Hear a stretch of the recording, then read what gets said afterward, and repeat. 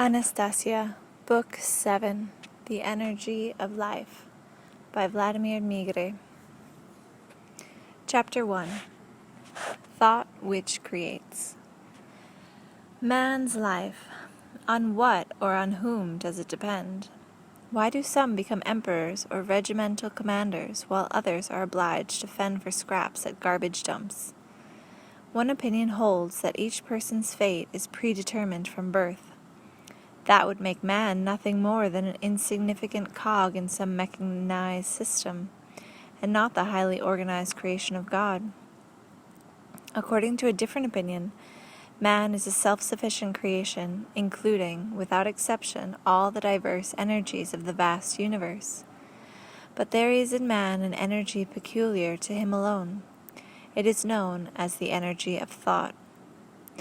Once man realizes just what kind of energy is in his possession and learns to exploit it to the full, then he will be a ruler of the whole universe. Which of these two mutually exclusive definitions of man is true?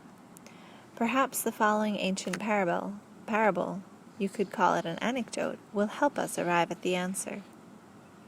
A man, fed up with his life, ran out into the woods at the edge of the town, threw up his hands, clenched his fists, and railed at God. "I can't go on with my life. Your earthly household is filled with nothing but injustice and chaos. Some people go gallivanting round town in expensive cars and dine in fine restaurants, while others fend for scraps at garbage dumps. Me, for instance, why, I ain't got enough money to buy me a new pair of shoes.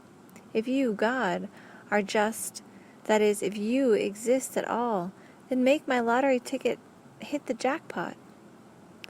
At that moment the clouds parted in the heavens, a warm sunbeam caressed the complainant's face, and a calm, clear voice sounded from above. "Do not worry, my son. I am prepared to fulfill your request." The man was overjoyed. He walked along the street with a smile on his face, happily peering into shop windows and imagining what kind of goods his lottery ticket winnings might buy. A year passed. The man won nothing. He concluded God had let him down. Now the man, who by this time was really fed up, went back to the same place in the woods where he had heard God's promise and cried, "You didn't keep your promise to me, God. You let me down. Here I've been waiting for a whole year now. I've been dreaming about the things I'll buy with the money I win, but a whole year has gone by, and I ain't got no winnings yet." "Oh, my dear son," came the sad response from the heavens, "you wanted to win a lot of money in the lottery, so why, over the whole year, did you not buy a single lottery ticket?" This little parable or anecdote has been making the rounds lately. People tend to laugh at the loser. How come he didn't catch on that for his dream to come true he first had to buy at least one lottery ticket, they ask. But this chap didn't even take the most obvious first step. It's not the parable itself that's important here, or whether the situation ever actually happened. What is more important is how people relate to the chain of events recounted in this story. The fact that people laugh at the unfortunate dimwit tells us that they intuitively, perhaps subconsciously, realize that their own future life depends not only on some kind of higher power or divine design, but on themselves too. And now everybody can try and analyze their own life situations. Have they done everything they possibly can on their own to make their dreams come true?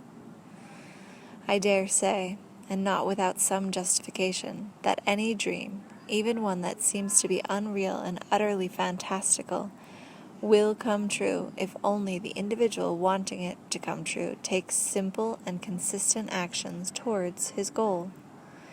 This statement could be illustrated with a whole range of examples. Here is one of them. Chapter 2, A Bride for an English Lord. One day at a small local market in the city of Vladimir, I happened to witness an incident between a young salesgirl and an inebriated male customer. The girl was selling cigarettes. She was evidently new on the job and hadn't yet boned up very well on her merchandise. She was getting the brand names of the cigarettes mixed up, and took a long time to wait on each customer. A small queue had formed, about 3 people. The last person in line, a drunken male, shouted out to the salesgirl, "Hey, can't you move a little bit faster, Birdbrain?" The girl's cheeks blushed bright red. Several passers-by stopped to stare at the hapless girl. The drunk continued shouting out his unflattering remarks. He wanted to buy 2 packs of Primus, but when his turn came, the girl refused to serve him. Flushed with embarrassment and clearly having a hard time holding back her tears, she declared to the customer, "You are being insulting, and I refuse to serve you." At first, the man was dumbfounded at this unexpected turn of events. Then he faced the growing crowd of gawkers and launched into an even more insulting tirade. "Will you just look at this stupid jackass? If you got yourself a husband, he'd complain in no uncertain terms if you hobbled about the kitchen like a lame hen. I wouldn't even let my husband insult me like that," the girl replied. "Who'd you think you are anyway? Nothing but a stubborn jackass."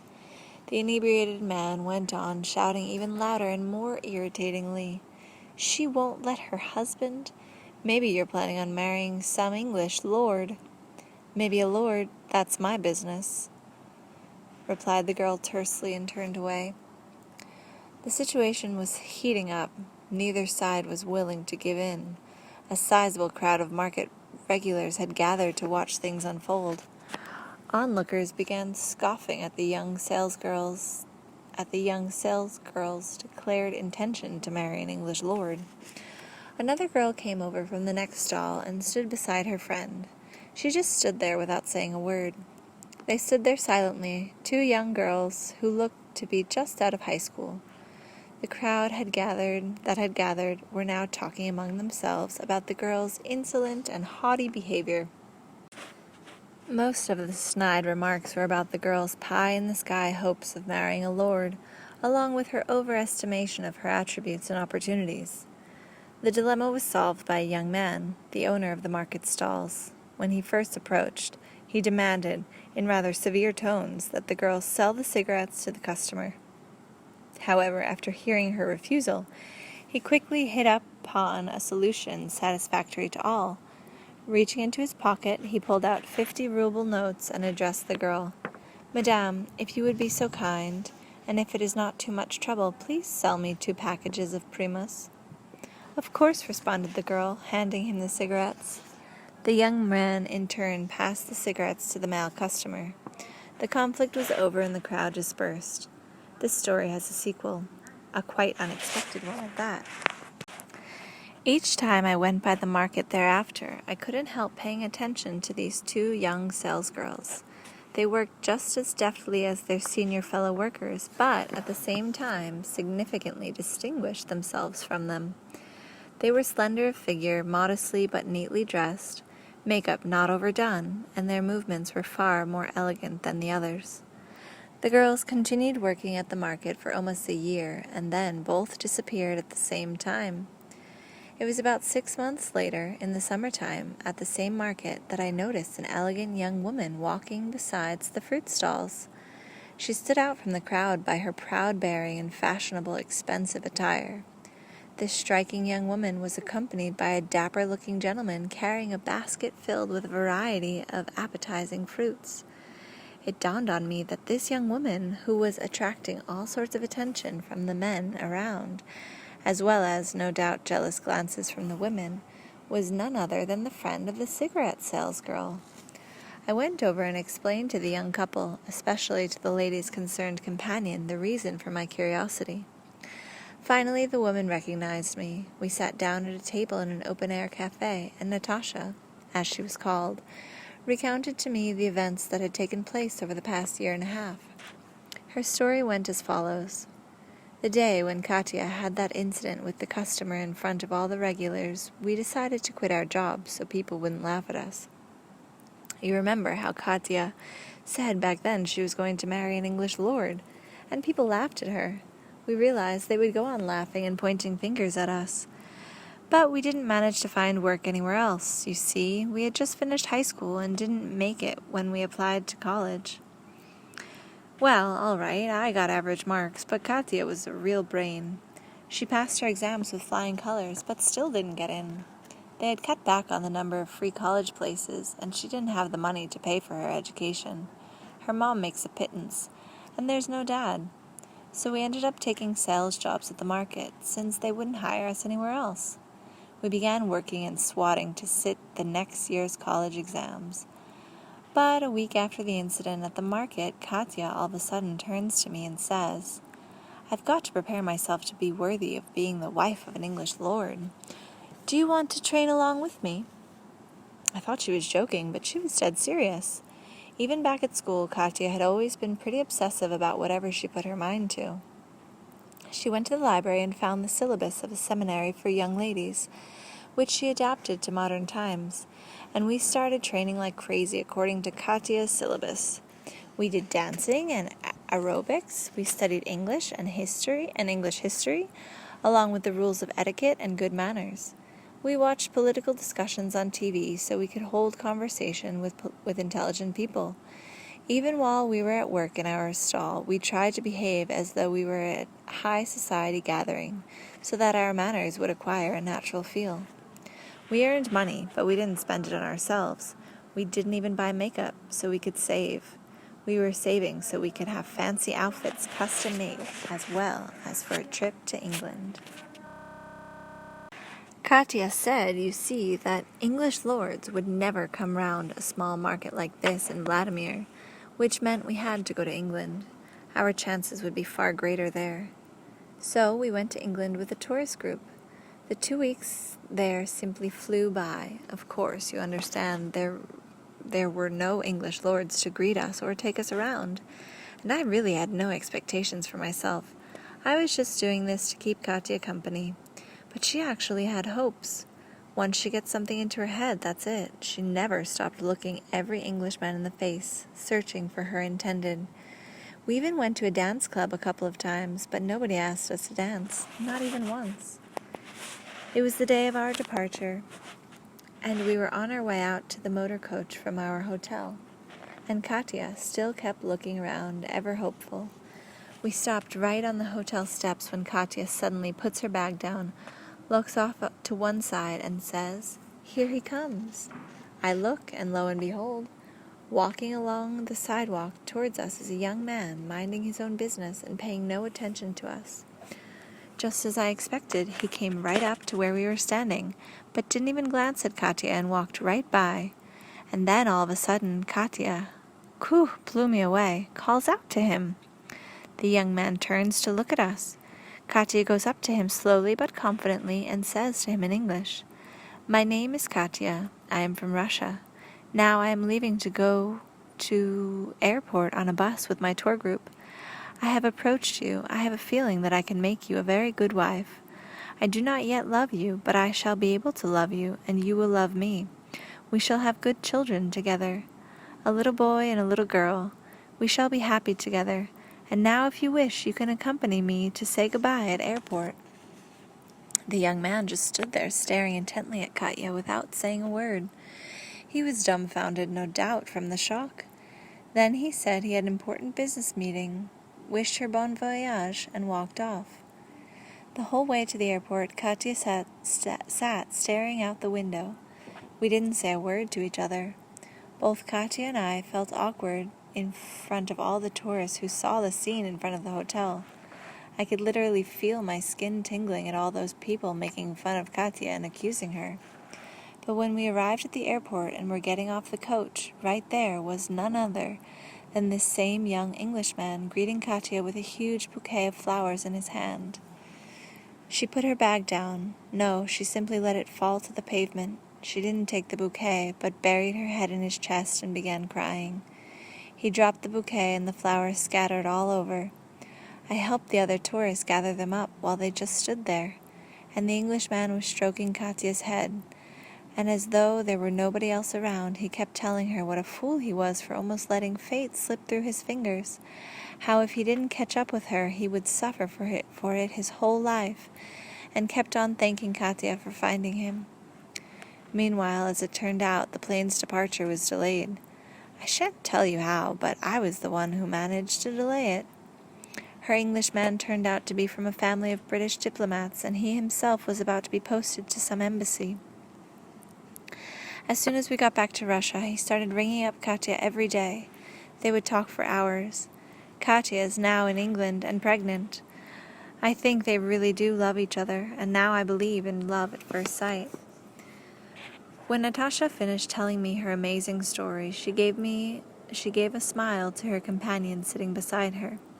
I asked whether they had known each other long, and the young man answered, "You see, I was in the same tourist group.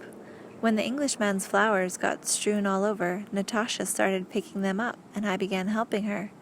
Now I carry her fruit basket for her. Who are we, compared to English lords?" Natasha lovingly placed her hand on her companion's shoulder and said with a smile, "And just who are they compared to you, our Russian men?" Then the happy girl turned to me and said, "Andrei and I got married a month ago, and here we are, come to see my parents." After hearing the story of these girls, a lot of people might think, well, they were just lucky, not a typical situation. But if I dare say it, the situation in this case was absolutely typical and entirely normal. More than that, I would affirm that other girls could predict a similar destiny for themselves if they are prepared to follow the pattern set by Katya and Natasha. Of course, there may be certain differences, names, the type of suitor, and the time frame involved, but a similar situation happening with others is already predetermined fact. Predetermined by whom? By the girls themselves, their way of thinking, and the consistent steps they take towards their goal. Think about it. Katya had a dream, or a goal, to marry an Englishman. What prompted this dream is unimportant. She was probably turned off by the atmosphere of the market, the drunken customers and how rude they were, or maybe the shameful taunts of the customer in question. In any case, a dream was born. What of it? What young girl doesn't dream of a prince driving a white Mercedes, and yet still ends up marrying a typical loser? In the vast majority of cases, their dreams do not come true. I concede that, of course, but the reason they don't come true is simply that their actions, or more precisely their inaction is in respect to their dream, is like the anecdote about the lottery ticket. When someone dreams about winning big at the lottery and even asks God for help, but doesn't take the first elementary step of buying a single ticket, the girls began taking action, and a consistent pattern was realized. Dream, thought, action. Try removing just one of those elements from the chain, and the girl's fate would have turned out completely different. This is Nicole speaking, and I'm not really sure how I feel about that last example. I definitely think that we can create our own fate, but I'm not sure how many girls really want a man in a white Mercedes. Just saying. Chapter 3. You create your own fate. Man's destiny. There are wont to think that man's fate is decided by someone up there. But this someone simply makes available to every man the most powerful energy in the universe. An energy capable of not only shaping its holder's destiny, but of creating whole new galaxies. This energy is called human thought. It is not enough just to know that this is so. One must become consciously aware of this phenomenon. One must feel it. How completely we are able to become aware of it, to feel and understand it, determines the degree to which the secrets of this vast universe of ours unfold before us. The degree to which we perceive how its wonders, or more precisely, its natural phenomena, work. It is only the conscious awareness and acceptance of the energy of thought that will allow us to make our lives and the lives of our loved ones truly happy. And yet, it is precisely a happy life that is predestined for man on the earth. And so we are obliged to persuade ourselves of the indisputability of the following conclusions. First, man is a thinking being. Second, The power of the energy of thought has no equal in the universe. Everything we see, including ourselves, is created by the energy of thought. We can name off millions of objects from a primitive hammer to a spaceship, yet the appearance of each one of these is preceded by thought. Our imagination builds a material object in space unseen to our eyes. Just because we don't yet glimpse its materialization doesn't mean that the object doesn't exist. It is already constructed in mental space, and this is more significant than its subsequent materialization. A spaceship is constructed by the thought of one or more people. We still don't see it, we can't touch it, yet at the same time it exists. It exists in a dimension invisible to us, but later it materializes, taking on a form we can see with our ordinary sight. Which is more important in the construction of a spaceship, the craftsmanship of the worker executing the details according to the blueprints presented to him, or the thought of the designer and builder? Of course, the physical labor on any project is absolutely necessary, but nothing can displace the primacy of thought. A real spaceship can suffer a catastrophic accident, caused not by some kind of defective part, but always by an inadequately developed thought. In ordinary parlance, it is known as thoughtlessness. Thought is capable of foreseeing any kind of accident. In thought, there are no unforeseen situations, yet all sorts of accidents and irregularities do happen. Why? Because of haste in turning the project into material reality, not allowing it to be sufficiently thought through. Anyone who thinks this through on their own can come to the same indisputable conclusion. All objects that have ever been manufactured on the earth are materialized thoughts. Now, it is vitally necessary to realize that absolutely all life situations, including life itself, are formed first of all in thought. The world of living nature, which we see, including man himself, was originally formed by God's thought. Just like God, man is capable of forming with his thought not only new objects, but his own life situations as well. If your thought is insufficiently developed or prevented by some cause from freely making use of its inherent energy and speed capabilities, your life situations will be influenced by someone else's thoughts, possibly the thoughts of your family, acquaintances, or society in general. But note that even in this case, your life situations are determined aforetime by human thought, and you have only yourselves to blame if you have choked and imprisoned your own thinking, thereby subjecting yourselves to the will of another person's thoughts, meaning that your successes or failures in life are already dependent on this other person or persons. You may be persuaded of what I have just said through a variety of examples in life. Think what a man does before becoming a famous performing artist. First of all, he dreams about it. Naturally, then he thinks up a plan of how to attain his dream, and then steps into action. He takes part in amateur productions, studies at an appropriate school, and then takes a job in the theater, film, studio, or symphony orchestra.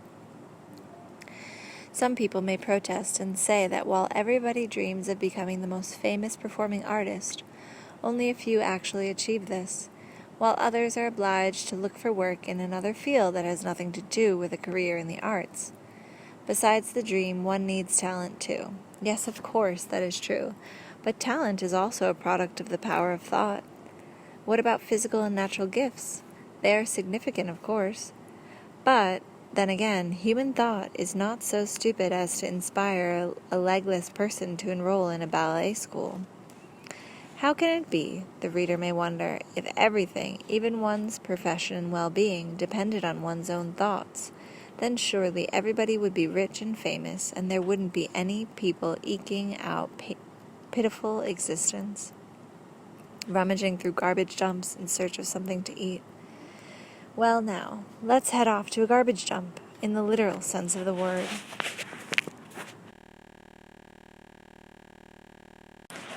Chapter 4. Garbage Dump Thinking. I did this in the following manner. I let some stubble grow on my face, rumpled my hair, and borrowed some old work clothes from a painter friend. Then I took a plastic bag and a stick and walked up to a garbage dumpster. I rummaged about with a stick in the garbage and came up with several empty bottles, which I put into the plastic bag before proceeding to the dumpster at the neighboring building. My efforts were rewarded. I had been at the second dumpster no more than 10 minutes, 15 tops, when I was virtually set upon by a man wielding a metal rod in his hands. "Keep your paws off what doesn't belong to you," he said in a tone that brooked no contradiction. "You're saying that this is your territory?" I asked calmly, taking a few steps back from the dumpster at the same time handing him my plastic bag with the bottles. "Whose else would it be?" the man replied, already sounding less aggressive than before. He took my bag and began raking through the contents of the garbage dump, paying no attention to me. "Maybe you could show me where there's some freebies around," I inquired, adding, "I'll make it worth your while." "White," responded the unofficial owner of the dumpster. I went to the store and picked up a bottle of white vodka, along with a few snacks. Over drinks, we got to know each other, and Pavel shared with me a lot of the tricks of his trade, and believe me, there were quite a few. You have to know, for example, what days especially to guard against transients like me invading and pinching one's property, especially after holidays when a lot of bottles get tossed out. It is also important to know which refuse materials contain base metals and how to collect them. Some dealers pay more for glass containers and base metals, and to know what to do with discarded clothing that's still fit to wear. I attempted to change the subject. While Pavel was entirely capable of expressing his opinions on politics and the government, he did so with considerably less interest. He had a one-track mind. Everything revolved around the dumpsters. As a final conclusive test, I suggested the following to him. "You know, Pavel, there's a chap building a house not too far away who's looking for a security guard over the winter, as well as to help in the construction, for which he's willing to pay extra, and supply groceries to boot. Every week, his driver brings potatoes, onions, and cereal. You're a decent fellow. He'll hire you. If you like, we can go have a word with him." After a few drinks, as might be expected, we had become friends, which made the sudden sharp shift in his mood all the more unexpected. First, he spent about 30 seconds in intensive thought. Then, after staring at me another 30 seconds in a kind of standoffish silence, he finally came out with what was on his mind. "You think I've been drinking and not realized what's going on. What's all this business creep about me being hired as a guard, just so's you can take over my dumpsters?" He didn't even ask what kind of wage a security guard might earn, or what kind of accommodations might be included, or what kind of work, specifically, he might have to do for the extra pay. His thought was completely concentrated on his dumpsters, working out the best way to take care of them and protect them from the competitors. So it turns out that this man's predetermined the course of his thought, deciding the questions of his existence on the basis of garbage dumpsters, and then followed the direction of his thought. One could cite quite a number of other examples confirming the indisputability of the fact that the creation of all material objects, life situations, and social phenomena is preceded by the energy of thought. One man can influence another through his own thoughts. This is attested in ancient tales and parables. Here is what Anastasia's grandfather had to say about the energy of human thought. Chapter 5. A Goddess of a Wife. Yes, Vladimir, man's thought has access to energy unsurpassed. Many of the creations of this energy are either dismissed as magic or counted as miracles and ascribed to a higher power. Take, for example, the miracle icons. Why would they suddenly become miraculous?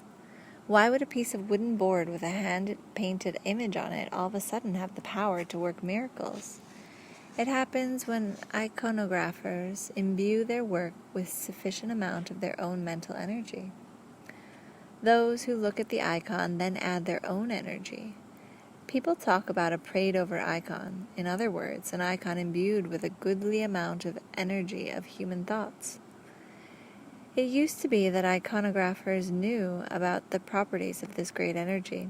Before approaching a particular work, they fasted to cleanse their body of impurities, at the same time intensifying their thought. Then they entered into a state of detachment, focusing their energy on a single task, the painting of the icon. When it was completely finished, they spent another long period contemplating what they had done, and miracles were sometimes the result. People sometimes see unusual phenomena or various kinds of angels, but note that people invariably see only what they are thinking about. They invariably see only the images they believe in. Christians, for example, can see only their own saints. Muslims see only theirs. That is because they are beholding the projections of their own or the general collective thought.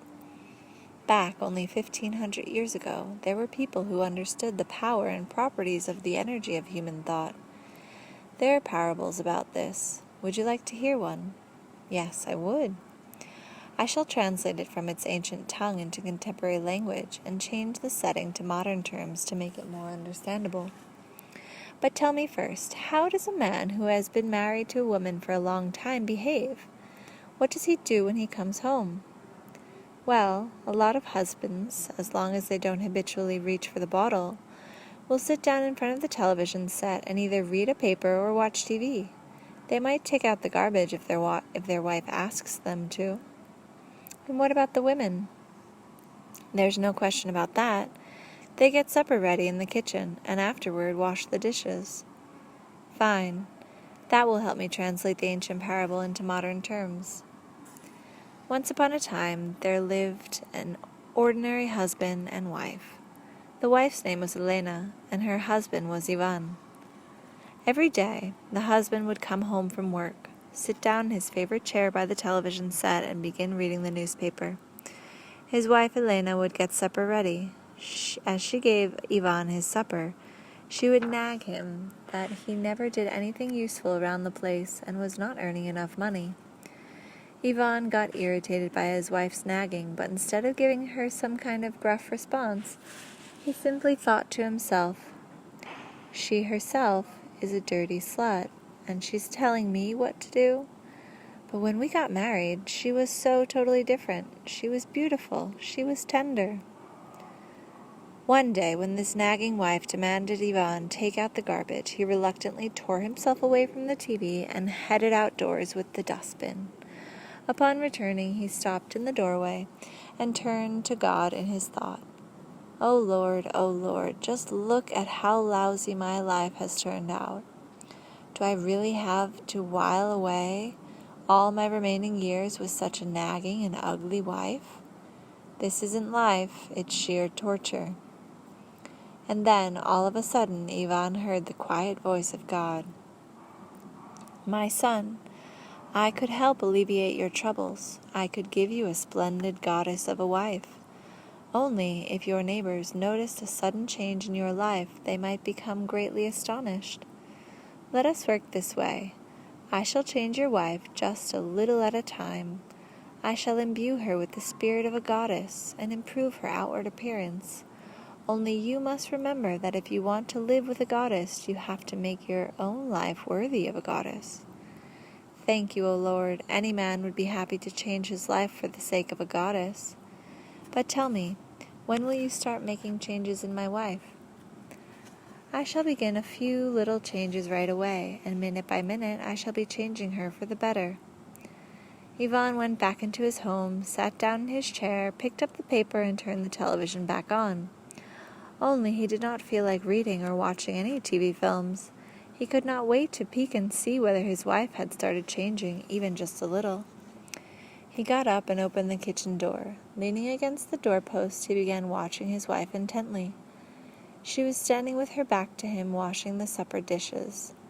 All at once, Elena felt herself being watched and turned toward the doorway. Their eyes met. Ivan looked at his wife and thought, "No, I don't see any changes going on in my wife." Seeing the unusual attention her husband was paying her and not being able to figure it out, Elena all at once straightened her hair, had a rosy blush come over her cheeks as she asked, "What is it, Ivan? Why are you looking at me so intently?" The husband could not think of what to say. Embarrassed, he blurted out, "Well, maybe the dishes. Maybe I could help you wash them. I was just thinking about it for some reason." "The dishes? You help me?"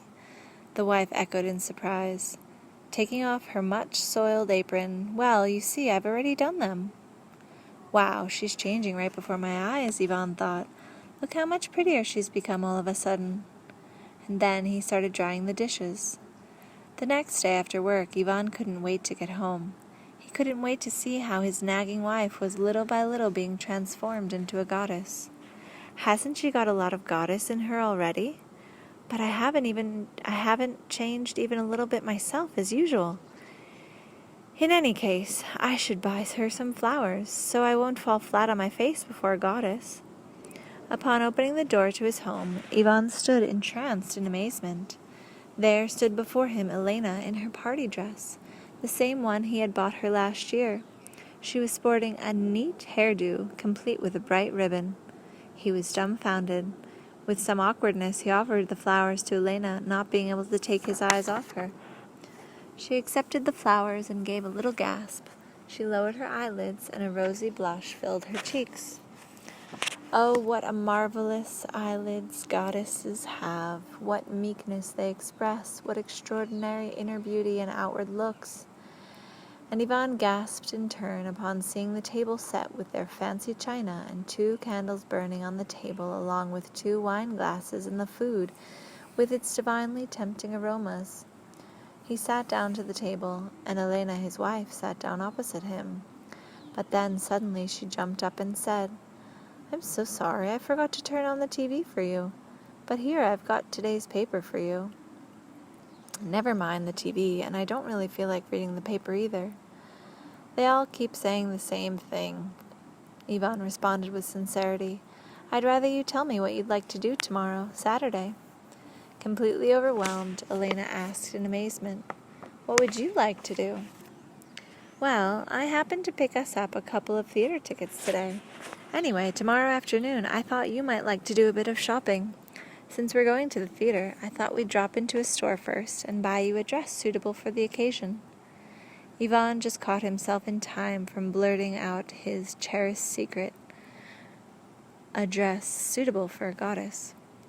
Embarrassed, he looked at her again and gave another gasp. A goddess was indeed sitting at the table before him. Her face was beaming with joy and her eyes were sparkling. Her restrained smile was just slightly inquisitive. Oh Lord, how marvelous goddesses are after all. But if she keeps on getting better day by day, can I become worthy of this goddess? Yvonne mused. All of a sudden a thought struck him like lightning. I've got to do it. I've got to do it while this goddess is here with me. I've got to ask her, plead with her to bear my child, a child which will come from me and from this most marvelous goddess. A penny for your thoughts, Yvonne? Could that be excitement I see in your face? Elena asked her husband. He sat there excitedly, not sure how to talk about such a precious thing. This was no piece of cake, asking a goddess to bear a child. This was not a gift God had promised him. He did not know how to tell her about his wish. Fumbling with a corner of the tablecloth, Yvonne got up from the table and pleaded, blushing. I don't know. Do you think... But I wanted to say for a long time now, I want to have a child with you, my beautiful goddess. Whereupon she, Elena, came over to Yvonne, her husband. From her love-filled eyes, a tear of joy rolled down her rosy cheek. She placed her hand on Yvonne's shoulder, and her breath flared in a warm flush. What a night that was, what a morning, and oh, what a day it is, how marvelous it is to live with a goddess, thought Yvonne, as he bundled up his second grandson for an outdoor stroll. What did you understand from this parable, Vladimir? I understood all of it. God didn't actually help Yvonne. All he did was listen to God's voice. Yvonne made his own wife a goddess through his thought. Of course, you are right. Yvonne created his own happiness with his thought. He made his wife a goddess and changed himself, but God did help Yvonne. When? Back when God gave everything to each of us. when he was contemplating the creation of man and explaining everything to the first man he created. "Do you remember God's words from the book Co-Creation?" he said. "My son, you are infinite, you are eternal. Within you are your dreams of creation." These words, Vladimir, are still true today. Every man has within himself creative dreams. The question is only, which direction are they aimed, and how powerful is the thought, including its energy, in his sons and daughters living on the earth today. Chapter 6. And where is your thought right now? I shall not concern the reader with further examples. Each one can ascertain independently from his own life what segments of his being have been created by his own thought and what segments by somebody else's. To answer this question once and for all, let's start by stating the obvious. Thought is precursor to everything. As I have already indicated, to anyone who succeeds in not only becoming aware of this, but in feeling it as well, many secrets of the universe will be revealed. First and foremost, a distinct picture of creation will appear. God created the world in which we live through the help of a dream, the energy of his thought. He created man, giving him complete freedom of action and endowing him with powerful energy capable of creating similar worlds, or possibly worlds even more perfected than the earth. In order to create new worlds or to perfect the world already created, it is vital that the speed of man's thinking match that of the divine. However, one glance at the world created by human society shows clearly that it is not only imperfect, but poses an ever-increasing danger to existence. Consequently, a degradation of consciousness is clearly taking place, or more precisely, man's speed of thinking is diminishing. The very first people possessed a speed of thinking equal to the divine. It could not have been otherwise, since any parent creator, God, could not even think of creating his child less perfect than himself. What powers could have proved capable of influencing human consciousness and aiming it down the path of degradation? If anyone had the power to do so, that means he would be able to surpass the energy of thought of both God and man. But there is no such being, either on the earth or anywhere else. The proof of this statement is simplicity itself.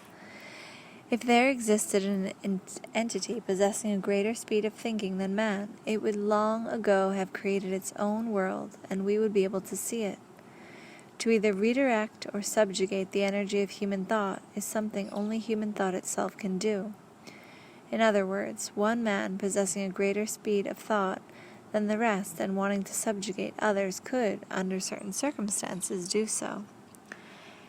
In today's situation, human society has been subjugated to the descendants of the Egyptian priests who preserved the knowledge of the science of imagery and who maintained, with the help of special exercises, the capability of thinking at a much greater speed than the vast majority of people living on the earth. And there are circumstances which confirm this to be the status quo. There is one man who has proved capable of standing up to the priests one-on-one. I am talking, of course, about the Siberian recluse, Anastasia. And note that she achieves palpable results without the help of any kind of army or technical superstructures, but simply by virtue of the power of her thought. That mankind is beginning at the dawn of a new millennium to enter into a divine world of splendor is to me, personally, an indisputable fact. I should like to share some joyful news with my readers. I have it on reliable authority that several individual groups of scholars have been working, independently of each other, on a program of national development according to an image created by Anastasia. Not just people with academic degrees, but students, too, have been involved in these projects. To develop a program like this in detail requires approximately 2 to 3 years of persistent work on the part of a whole army of specialists. But the first glimpses of it you can already catch even now. For example, the internet site www.anastasia.ru has published a paper by a fourth-year Ukrainian university student outlining a program of development for Ukraine based on Anastasia's idea of family domains. People all over Russia and the Commonwealth of Independent States have been sending in draft constitutions for future communities. It is not for me to judge the merits of this young woman's paper, but it is already significant simply by virtue of its being the first one published. It is also important to note that these scholars became involved not by dint of someone's commission, but by the dictates of their own hearts. It won't be long before you get a chance to become acquainted with and discuss their highly important works. I think these projects will be set forth for public discussion under the umbrella of the name of the national idea. I could have included these passages in my previous books following the account of my conversation with Anastasia's grandfather. I didn't. I thought it would be premature. As it is, many people dismiss Anastasia's powers as bordering on fantasy or fairy tales. My conversation with her grandfather, however, revealed to me even more extraordinary phenomena than any Anastasia had shown me earlier, and helped me see Anastasia herself in a new light. Now that current events in human society have begun to confirm what I heard back in the Siberian taiga, I shall cite part of my conversation with her grandfather.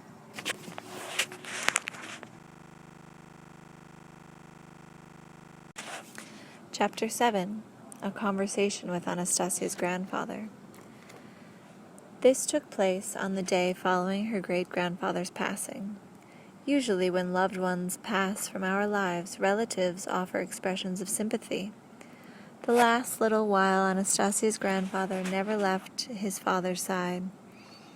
Now that he's all alone, I decided to seek him out and talk with him, to take his mind off his sorrow, as is customary. I knew pretty much where I could find him, so I headed over to the neighboring glade. Anastasia's grandfather was standing motionless at the edge of the glade, watching and listening to the nutcracker birds twitter on the branches. He was wearing a long shirt, made out of nettle fibers and some kind of rope belt. He was barefoot. I knew that residents of the taiga took care not to interrupt each other's train of thought, and I began to realize on just how high a level this culture of communication actually was. It speaks of the great respect they have for each other's thinking. After some time, Anastasia's grandfather turned and headed over in my direction. As he approached, I could detect no trace of sorrow on his face, which manifested its customary kind-heartedness. "Good day to you," he said, offering me his hand as we exchanged greetings.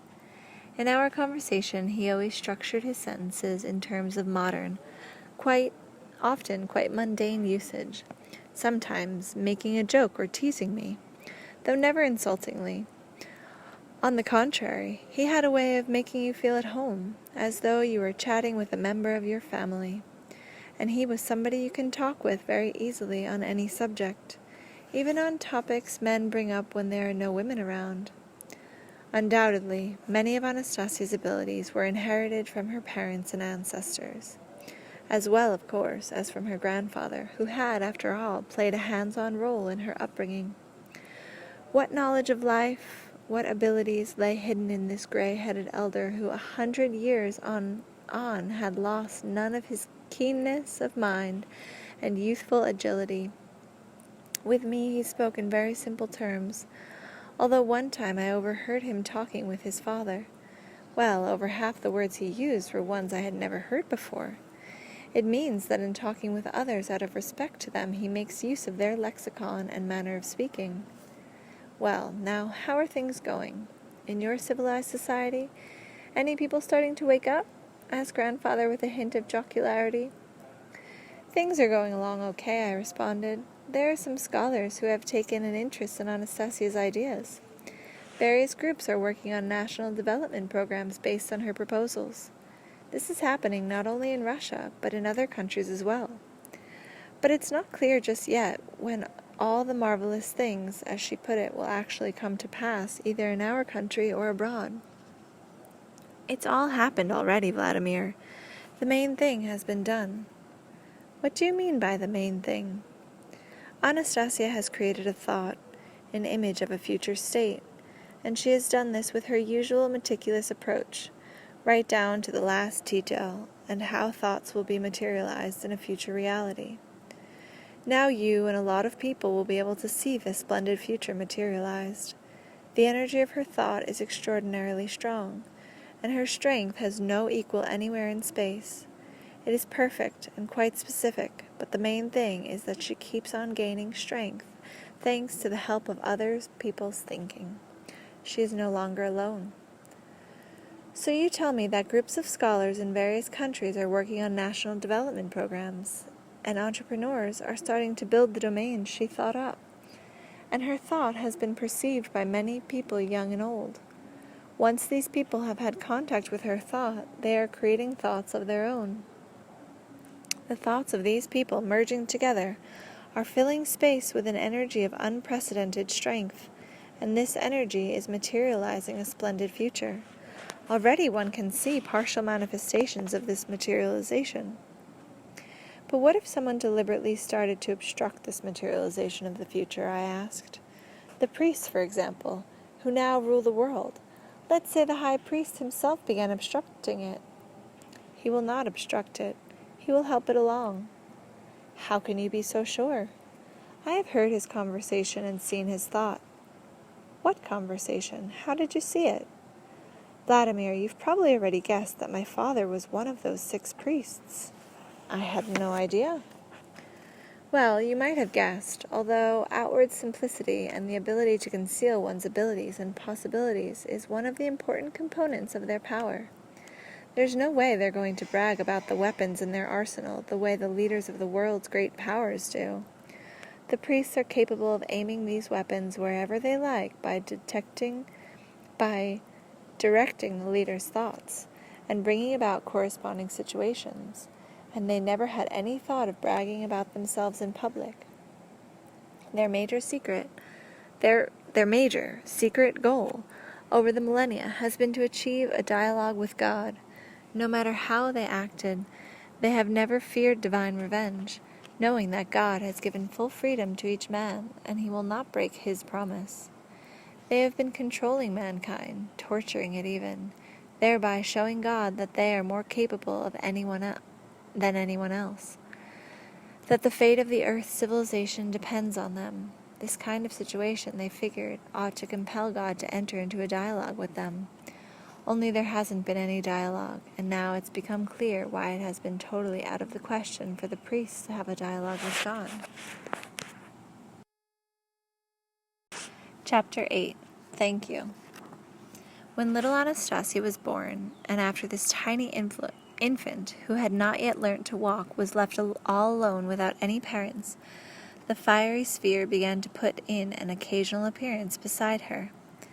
My father, along with the other priests, knew about a great many natural phenomena that your scientists today consider mysterious and unexplainable.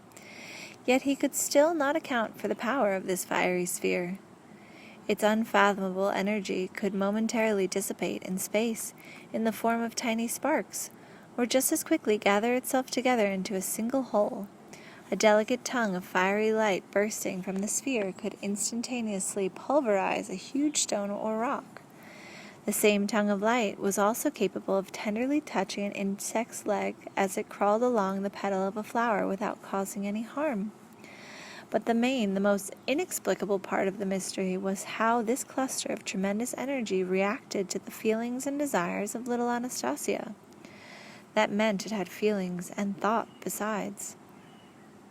Thought, in the complete sense of the word, is native only to man, but this fiery sphere was not man.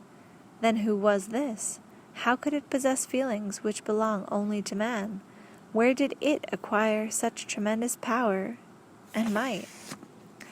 I told you, and I described this in your book, how it changed the Earth's gravitational field in a single spot when Anastasia was learning to walk. Thousands of little tongues of light emanated from it, combing the little girl's golden hair. Father had an idea about what kind of forces could have produced this fiery, mighty, thinking sphere, but he never spoke of it out loud. Supposition requires proof. When Anastasia was a little older, we once overheard her talking with the sphere. Or rather, she was the one who did all the talking. The sphere never uttered words, it only reacted to the child's words through its actions. When Father asked Anastasia about the sphere, she gave only a brief answer. I would call it good. Her answer was insufficient for my father, but he didn't speak with her again about the sphere. Not back then, nor over the years since. From that original answer, it was clear that Anastasia had no desire to give a definition, either to the fiery sphere itself or to its actions. Most probably she perceived it through her feelings, but my father for some reason was anxious to define the phenomenon.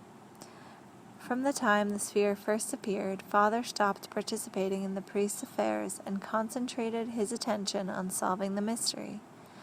The priests know the mechanisms for confirming a hypothesis or overturning their own hypotheses. To this end, it is necessary to publicize the phenomenon with a highly accurate report and await people's reaction and opinions. Mind you, these people should not be asked or instructed to express their opinions. Definitions must arise freely on the level of feelings and not just intellect, in order to be as accurate as possible. So, at my father's request, I told you about Anastasia's childhood, including the story of her communication with the mysterious phenomenon. You wrote about this in your book without distorting what you heard, and most significantly, you did not express any opinion of your own. We looked forward with some excitement to hearing your reader's reaction. It came very quickly, expressed not only in the usual things people say, but in emotional bursts of feeling. People said or wrote what my father had supposed for many years but never spoke aloud, thoughts he had hid from the other priests. You published poetry from readers who wrote not because somebody had asked them to, but straight from the heart. Let me remind you of how one of these poems starts off.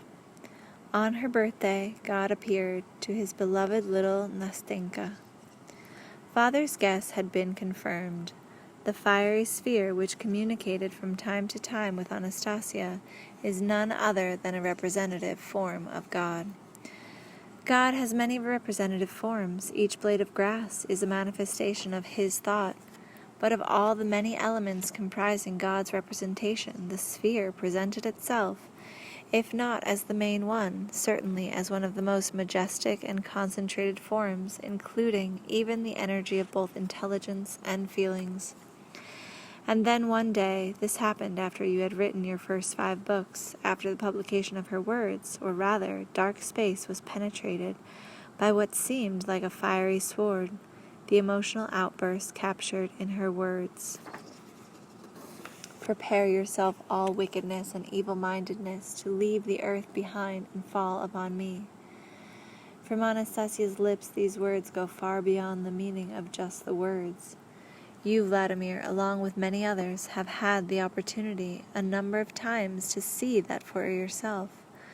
And the wickedness began to attack Anastasia with an invisible energy. The white circles started appearing, bleaching the grass all around. It even happened sometimes that Anastasia would lose consciousness momentarily, and we didn't know how to help her.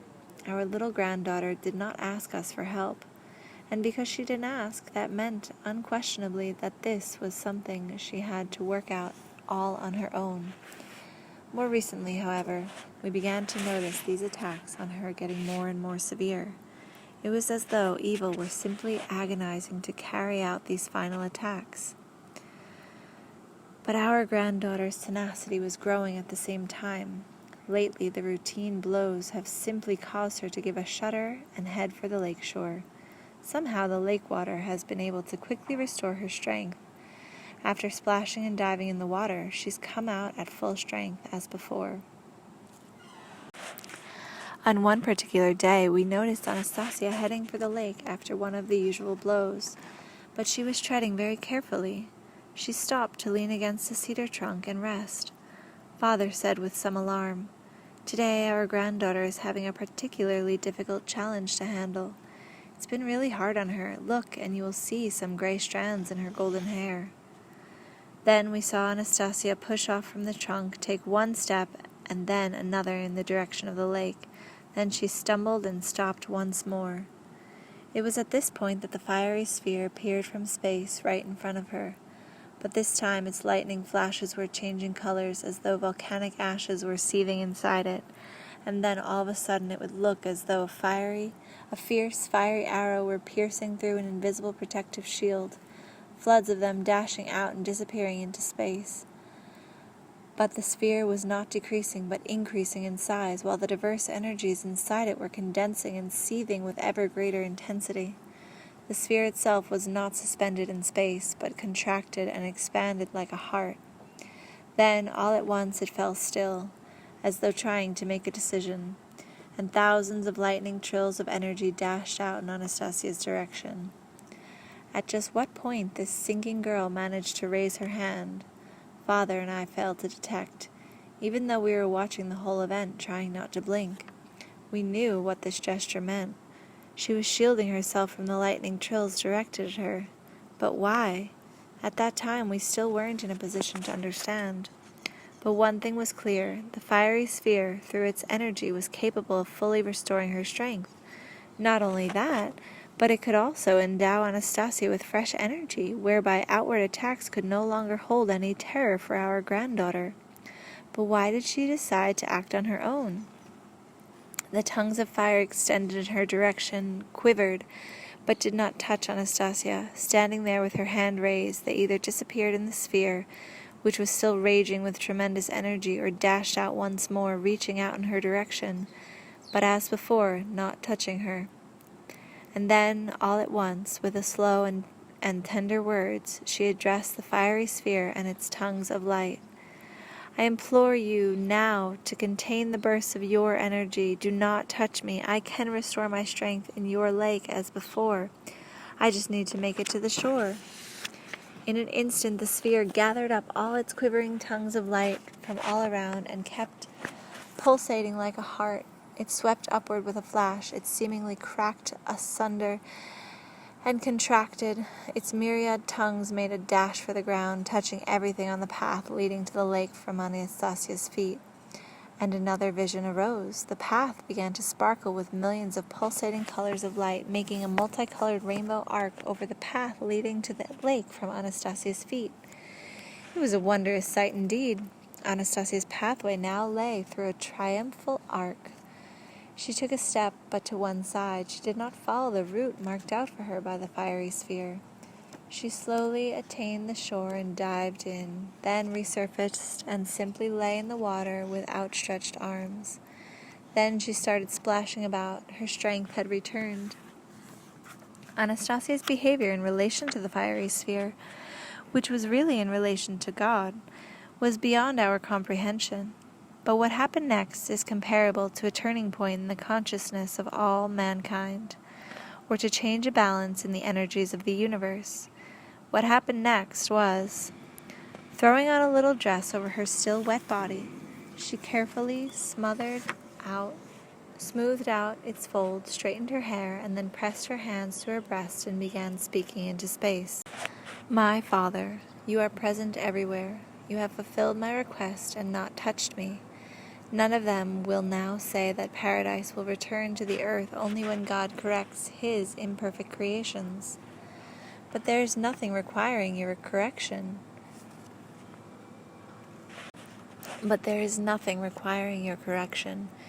You created all right from the start, in perfection. My Father, present everywhere, I am not alone. In all the corners of the earth there are sons and daughters of your own, and they have mighty aspirations. They will restore the earth to the marvelous flowering of its original pristine creation. My Father, present everywhere, we are your sons and daughters. We are created by you. We are perfection. And now we shall show everyone what we can do, and may you be delighted in our actions. When Anastasia uttered these words and then fell silent, the fiery sphere which had been resting high above made a dash for the ground. About 3 meters from Anastasia's feet, it dispersed into millions of tiny sparks all around, and then, in an instant, gathered itself back together into a single hole. Only this single hole was no longer a fiery sphere. There, in front of Anastasia, stood a child of, in earth terms, about 7 years. It is difficult to say whether it was a boy or a girl. The child's shoulders were covered by a fabric with a pale bluish-purple sheen that looked as though it were made out of mist itself. The child's hair fell around his shoulders. The expression on the child's face was one of intelligence, confidence, and grace. Rather, the expression on the child's face was impossible to convey in words.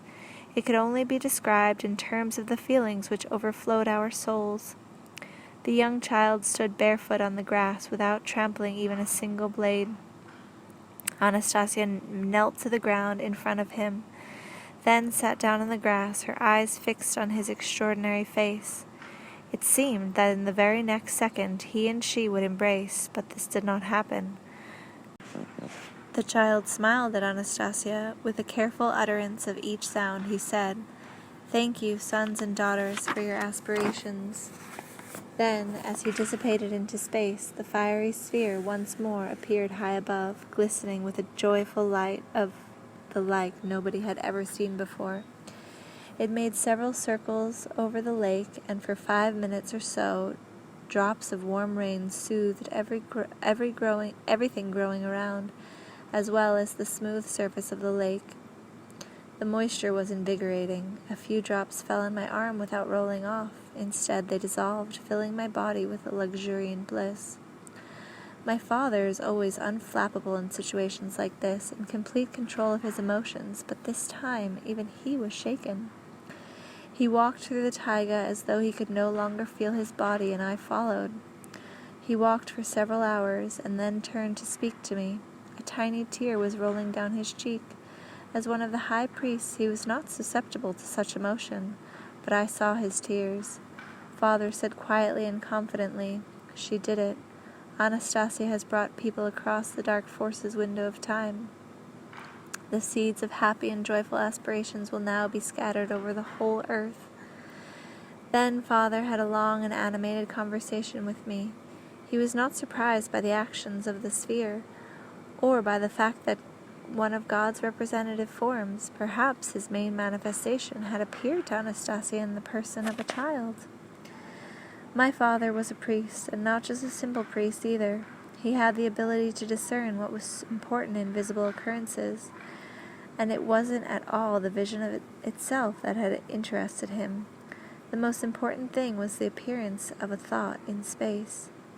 The thought produced by Anastasia had not been heard since the time of creation, nor reflected in a single religious or scientific treatise. Utterly simple, and yet, at the same time, extraordinarily exalted. It had turned the treatise we know into naive musings, which had nothing in common with the divine essence. Anastasia had imbued human consciousness with the concept of God, which man had been missing all these years. What does it consist of? Chapter 9. Divine Faith. You know that the earth and everything growing on it, as well as all its functions, rain, snow, wind, were thought up by him right from the very start.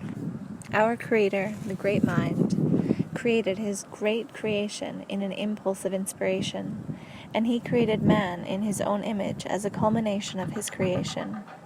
But ever since the time of creation, it turned out that many beings have been plagued with doubt as to whether man was really created by God as a creation unsurpassed in the universe. Is it really true what God said about man not being just like any other creature, but being equal with God? God himself said, "My image and likeness he is. I have given him everything that is mine, and will furthermore give him for his own all that may be thought at a future time." God wanted to see his own creation, man, in the likeness of himself. Now take a look at mankind today. Many people talk about God. They talk about the strength of their love for the Creator. But with that, they are lying to themselves, for it is impossible to love someone without seeing, feeling, or understanding him. Many will say, "I believe in God," but what exactly do they believe in? Do they believe in God's existence? But surely that indicates a very primitive level of consciousness. A man who says, "I believe God exists," is admitting, in effect, that he neither feels nor understands God, but simply believes in his existence. If by faith in God they mean that God is an almighty, kind, and loving parent, then what do they do for God apart from uttering words? They destroy his creations and isolate themselves behind the stone walls of monasteries from the world created by their Father. They spend their time thinking up and churning out all sorts of treatises, and everywhere it's the same. The treatises say that God must be worshipped, but people worship they know not what. And now, Vladimir, just imagine how God feels when he looks down and sees all this corruption. You can picture it if you try. After all, God possesses all man's feelings. Only with him they are stronger, sharper, and purer. But even with the feelings we have today, our human and parental feelings, we can still picture how our parent, our Creator, must feel. Here he is looking down on his children, but all they can do is cry, "We love you. Only give us more of your goodness. We are your servants. We are powerless and ignorant. We are stupid. Help us, O Lord." Is it really possible for creations in God's likeness to conduct themselves this way? What could be more painful for a parent than the helpless moaning of his children? This is how doubts about the perfection of God's creations arose among the elemental beings of the universe. But who could make such a fool of man this way? How? When? The only one who could make a fool of man is someone possessing equal power of thought. In other words, man himself. The priests were the ones who launched mankind down the path of degradation. They took it upon themselves to prove to God that they were capable of controlling all mankind on the premise that humanity's moanings and torments would force God to enter into a dialogue with them. They counted on this because they know that God never talks with anyone, never interferes with human destiny, that all destinies are determined by the paths human beings themselves have chosen. But if mankind were to be brought to the brink of total destruction, God might enter into negotiations with those leading mankind to that brink, with those influencing people's minds, in order to head off an utter collapse. The premise was that God would do this for the sake of all humanity. Millennia went by, but God did not enter into a dialogue with the priests and did not bring about any new miracles to bring people to their senses. First, my father, and later I myself understood why. If he had done this, if God had interfered in human affairs, then he himself would have confirmed the speculations on the part of the elemental beings of the universe that man was an imperfect creation. But, more importantly, his interference would have ultimately destroyed man's faith in himself. Man would have ultimately ceased discovering the divine elements with himself and relied solely on help from outside. And so he waited and believed in his children, observing events and suffering, enduring the mockery and the taking of his name in vain. He believed in his creation, man. It is his own faith that is truly the divine faith. The priests had hoped that the solution would come about just at the point when a global catastrophe was imminent. They had hoped the scenario they had thought up would come to pass. Not one of them imagined that a single man, a young woman, in the space of a few short years would thwart their plans and efforts they had been making over the course of millennia, and turn mankind back into its divine, pristine origin. But Anastasia did produce this most extraordinary turnabout. She demonstrated to the whole universe the power of God's creation. She demonstrated the divine wisdom, and quite possibly for the very first time. Just imagine, Vladimir, the majesty and significance of that event. For the first time since the moment of the creation of the earth, our Father heard talk of the perfection of his creation. The marvelous future visualized by Anastasia is already alive in space, and being concretized moment by moment by a whole lot of people who are beginning to understand their own essence and purpose in life. Materialization will inevitably follow. But when will it follow? The priests, after all, are capable of acting and interfering, but not the high priests. The challenge now is to abort the program created by the priests. My father spoke with one of them before his departure. The priests never meet amongst themselves. They are located in various parts of the globe, but can communicate at a distance by feeling each other's thoughts. My father was standing on a small hillock. The dawn's rays were already skimming the tops of the cedar trees, illuminating my father's face and his profile. I heard this dialogue take place silently in space. I am Moysey, descendant of a dynasty that has been controlling the destinies of people for thousands of years.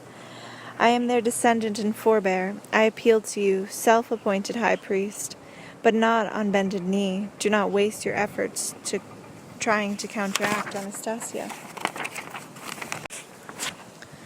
My granddaughter's aspirations do not correspond in any way, shape, or manner to the plans we have thought up. This lack of correspondence is pleasing to me. It strikes a chord in my soul. I am Moysey. I am a priest. We are equal in power. I shall shield my granddaughter with my own self. And the high priest's answer. Yes, Moysey, you and I are equal in power. And thus, I realize that you are not asking me to stop the attacks. It is advice you are seeking from me. I am the one who is now thinking of how we can help her, how to put an end to this monstrosity of a system. We created a monster, and it is stronger than us. You yourself, after all, participated in its creation. It has been devouring children and mangling people's bodies for millennia. Now it will take centuries of our efforts to stop it. But your granddaughter's thinking is more accelerated than ours. She can create millennia in the space of a single year. None of us at the moment is in a position to either help her or to harm her. The only thing I am certain of is that we should be creating our own lifestyle according to the image outlined by your granddaughter, and pour all our knowledge into our creations, so that we ourselves become an example for people to follow. The priests did not use all that many words as they talked amongst themselves, but what they said made a great deal of sense. I don't think everyone will understand the priest's dialogue. It's not clear to me, for instance, what kind of a beast they are talking about, the one that devours children, and why, if they really want to help Anastasia, your father and the high priest still say they are not in a position to offer help. It's all in the speed of one's thinking, Vladimir. Speed of thinking. But why is that so important? What's the connection? Chapter 10.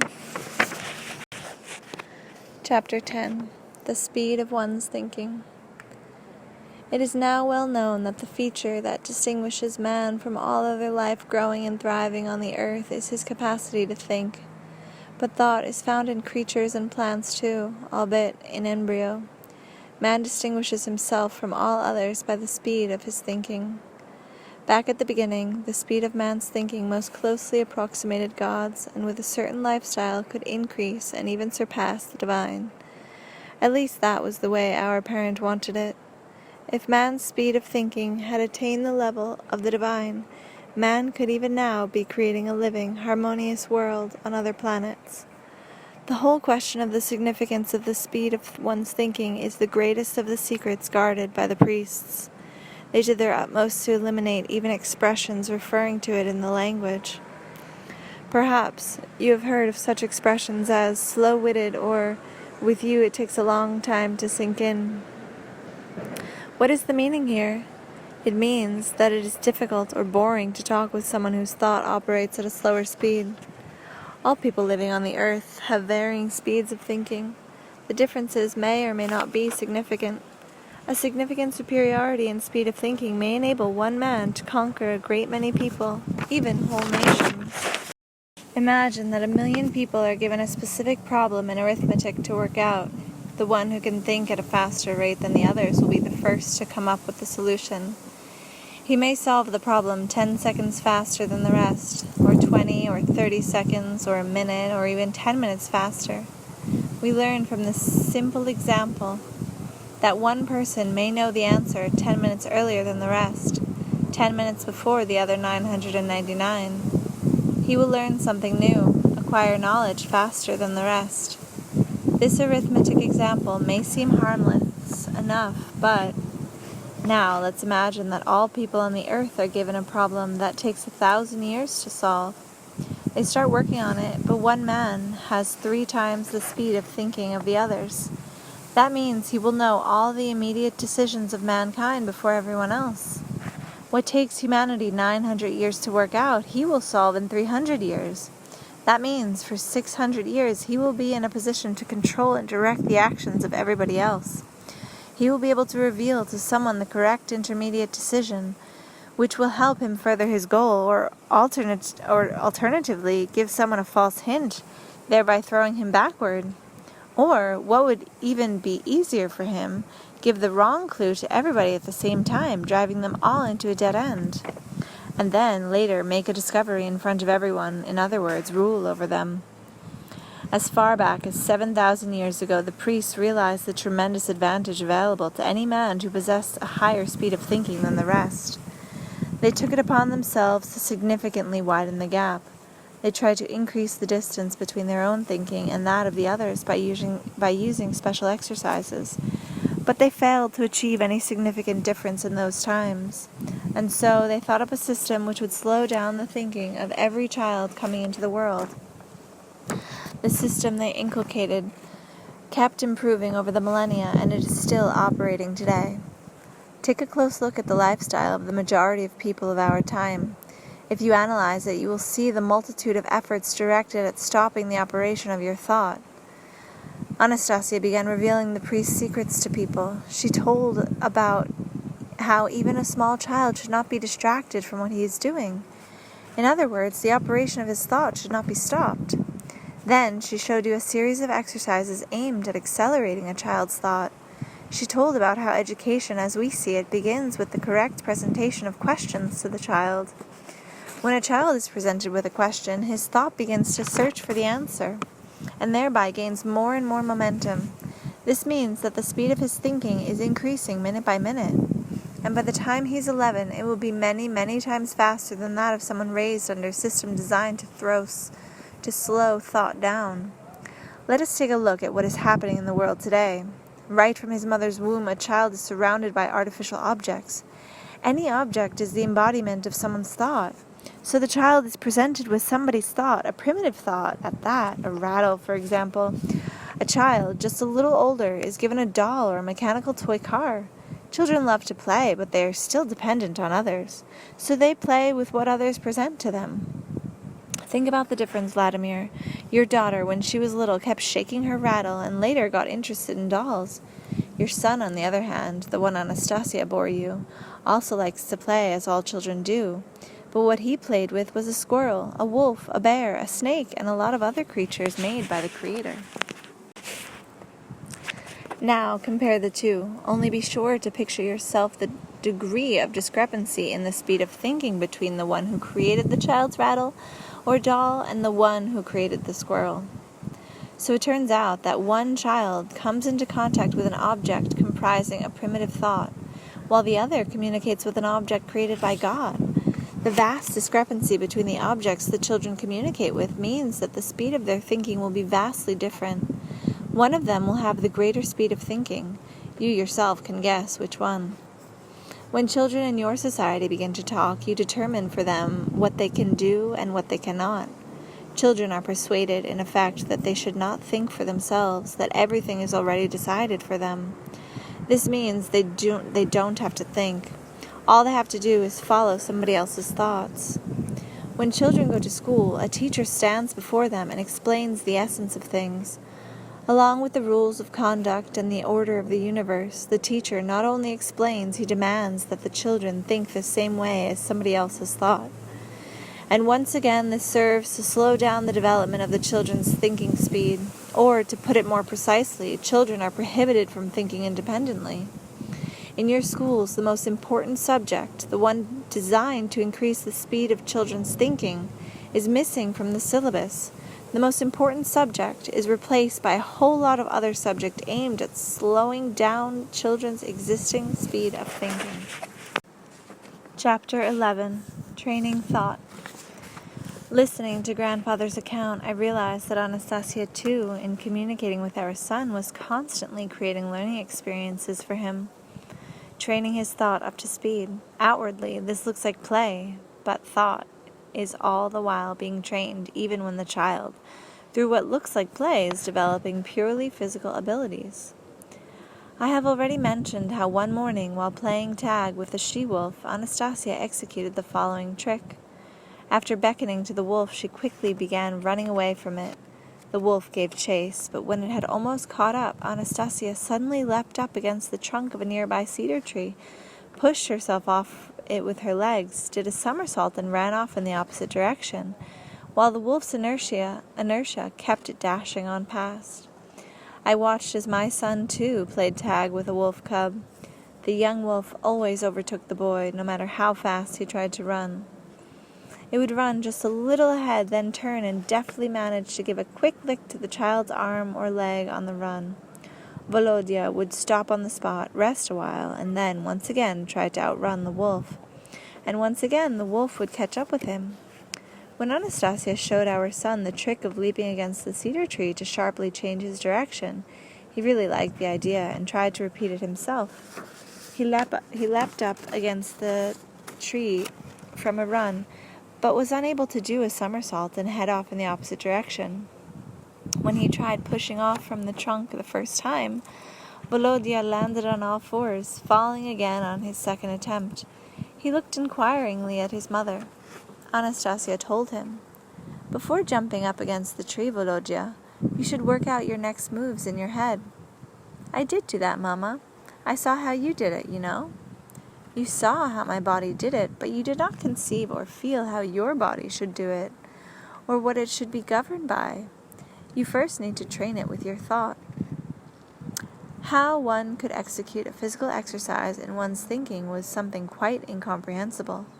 However, the boy walked up to the tree trunk and stood by it for some time, either with his eyes closed or making instinctive movements with his arms and legs. Then he stepped back and made a run at the cedar trunk. This time he ran faster than usual. I was even a bit afraid if something might happen to him, that he might hit himself against the tree trunk and get hurt.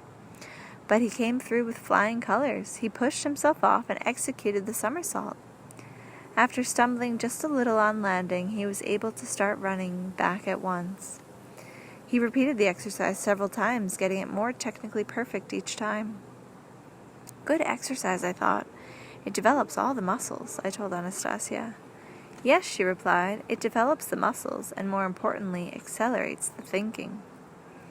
I wasn't about to ask how purely physical exercise could accelerate one's thinking, but it wasn't long before I realized that this was precisely the goal Anastasia had in mind in showing Volodya that particular trick. It happened like this. Volodya summoned his playmate, the wolf, and they started off racing.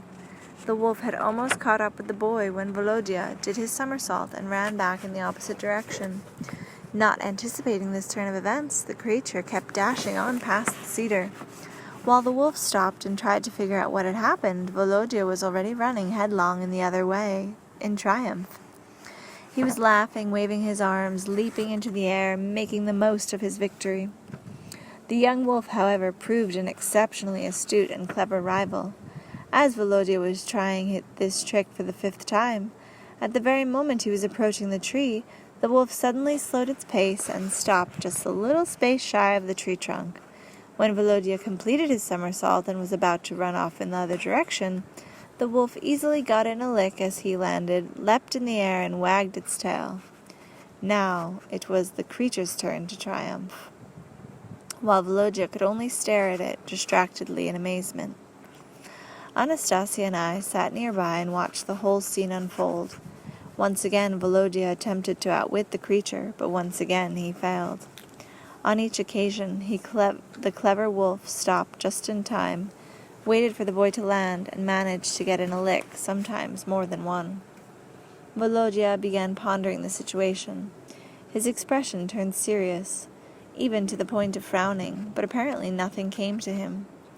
Still pondering, he headed over to us and looked us inquiringly in the eye. Anastasia at once said, "Now, Volodya, you will have to take into consideration not only your own thought, but also the thought of the wolf." And once more the boy went off to think. I also began contemplating the situation, and I reached a firm conclusion. Once the wolf had figured out the boy's maneuver, there was nothing more that could be done. The wolf would anticipate his actions, and while he was executing them, It would simply wait for him. Even if Volodya did the trick twice as fast, the wolf would still succeed in getting in its lick. And no amount of thought would help. When I discerned from the boy's face as he approached us that he had come to the same conclusion, I said to Anastasia, "Why are you tormenting the child like that? It is clear he's never going to outrun the wolf now. And neither will you. That she-wolf of yours had no idea of what was going on when you ran away from her, but this young wolf has proved to be smarter than its mother." Yes, it is smarter than its mother, but man should always be smarter. I am not tormenting our son. I simply suggest that he think about it, take the wolf's thought into account, and come to his own solution. But it's absolutely clear there is no solution here. If there is, then show me. It's hard for me to see my son with such a sad expression on his face. Anastasia got up and beckoned to the young wolf, which came to her delightedly at once, wagging its tail. Anastasia gave it a cuff on the shoulder and ran off, signaling the wolf to follow. Volodya and I watched how fast and easily Anastasia ran. The amazingly sprightly and fluid movements of this already mature mother were impressive in their beauty and forthrightness. Yet still the young wolf's pace was just that much faster. Several times Anastasia was able to dodge it by sharply changing direction. The wolf momentarily lagged behind a bit, but was soon well on its way to catching up. There was no doubt but that it would overtake her in the long run. Then Anastasia made a headlong dash for the same cedar trunk Volodya had used to push himself off from. A few meters before reaching the tree, the wolf slowed his pace, and upon seeing Anastasia leap into the air, he sat down, preparing to lick her arm or leg the moment she landed. But she did indeed make her leap, but did not push off from the tree. Her body passed within a centimeter or two of the trunk. She kept on running, getting further and further away, while the astonished wolf went on sitting at the ready, trying to make sense of what had happened. Volodya jumped up and down, clapping his hands and shouting with glee, "I've got it, Papa, I've got it! I have to think quickly for both myself and the wolf. I have to think quickly for myself and manage to think for the wolf more quickly than it thinks for itself, and put it all into action on time. I now know how to do it." When Anastasia came over, he said to her, "Thank you, Mama. The wolf will never catch me now." The next time he raced the wolf, Volodya first tried twisting and turning as Anastasia had done, but then he went through a whole cavalcade of all sorts of tricks. He would grasp hold of a small tree trunk on the run and use it to change direction faster than the pursuing creature. Or, leaping over a thick branch that had been broken by the wind, he would run up to it a second time, only this time jumping on the spot, while the wolf made a headlong dash forward. This is just one example, and there are a great many more, but the important thing is not the number of examples, but understanding the principle of the exercise. Chapter 12. The Ultimate Taboo. Not only for children, but for grown-ups living today, too, the system pours forth floods of apparently meaningful information. But in reality, practically all communications are calculated to draw man away from information. Take, for example, the TV you watch regularly. Every news broadcast tells about how one official is meeting with some other official, or how one leader meets with another leader. Their meetings are served up as news, but if you stop to think about it, you realize that there's absolutely nothing new here at all. Officials have been meeting together for thousands of years now, hour by hour. Summit negotiations between various countries have also been taking place for thousands of years. But nothing ever comes from these negotiations, and nothing of substance ever changes as a result. It does not change because they never talk about the most important thing. They never discuss the true cause of war. They talk only about the effects. Yet the media lead you astray by serving up every summit meeting as news. Just think about it. The ultimate taboo subject in the whole world is the path of mankind's development. Can you just imagine the passengers of an airplane in flight who couldn't give a care in the world as to where the plane is heading or whether it is even able to land? You may think that passengers like that don't exist. Everyone boarding a plane has an idea of how long the flight will last and the destination city. But ask one or two or 1,000 people living on planet Earth. Ask 1,000,000 even, and nobody will be able to tell you just where mankind is heading. The system created by the priests has blocked up human thought. Modern man, his extremely slow rate of thinking, is not in a position to determine whether mankind, or even a single nation-state, is on the right path of development.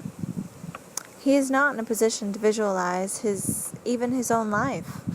In reality, all the leaders on the earth are in control of nothing, absolutely nothing. There is not a single country in the world where you will find a clearly stated plan of national development. Such a plan is impossible without first determining a clear and explicit path of development for the residents of planet Earth as a whole. As a result of a simple scheme the priests devised in the process of constructing their system, all rulers are mere superintendents watching over the functioning of the priest system. They are all wrapped up in their own country's scientific and technical progress, their military strength, and the preservation of their own power. For this, they are ready to sacrifice the quality of the air and water in their own country and collectively in the world. They are weighed down under the system created by the priests. Like the majority of people on the earth, the rulers are active pawns in the system. Their thought is slowed down as much as anyone else's. The speed of one's thinking. Oh, how I hope that you or some of your readers can perceive this not just through cold logic, but feel it with every fiber of your being.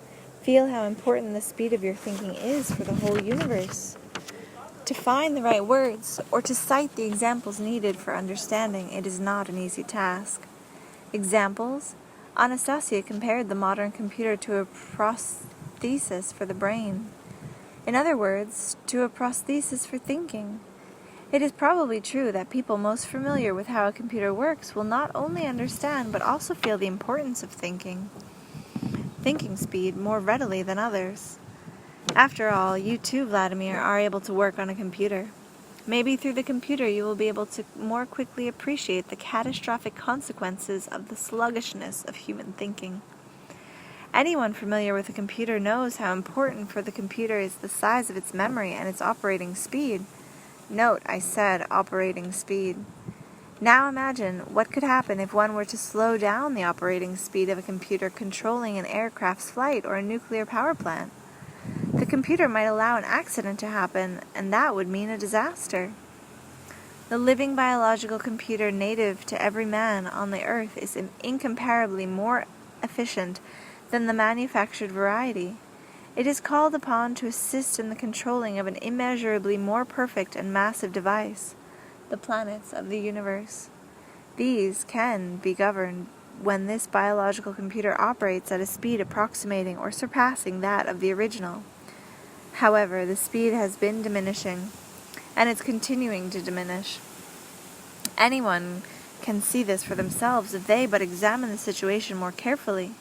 When even the most state-of-the-art manufactured computer keeps getting loaded day by day, hour by hour with all sorts of data, it doesn't matter what kind of data, only that it is being inputted. Eventually, it will start to work more slowly, or it may refuse to process any new information whatsoever. This happens when its memory is overloaded to the point that it can no longer accept new data. Most people on the earth today have experienced something like this, and the system created by the priests has got out of control. It has started operating all on its own. When I mentioned earlier the monster devouring the children, I was talking about the system which has got out of control. Take a careful look. When a child is born to an earthly mother, what is it that immediately takes it into its mighty clutches? The system. What determines what food is to be given to the child? The system. What determines what kind of air the child is to breathe and what kind of water he is to drink? The system. What determines the selection of his path in life? The system. The priests are losing control of the social order on the earth, yet they are aware of the laws by which it operates and can still exercise an influence on the life of the planet. They are able still today to slow down or accelerate development in specific situations.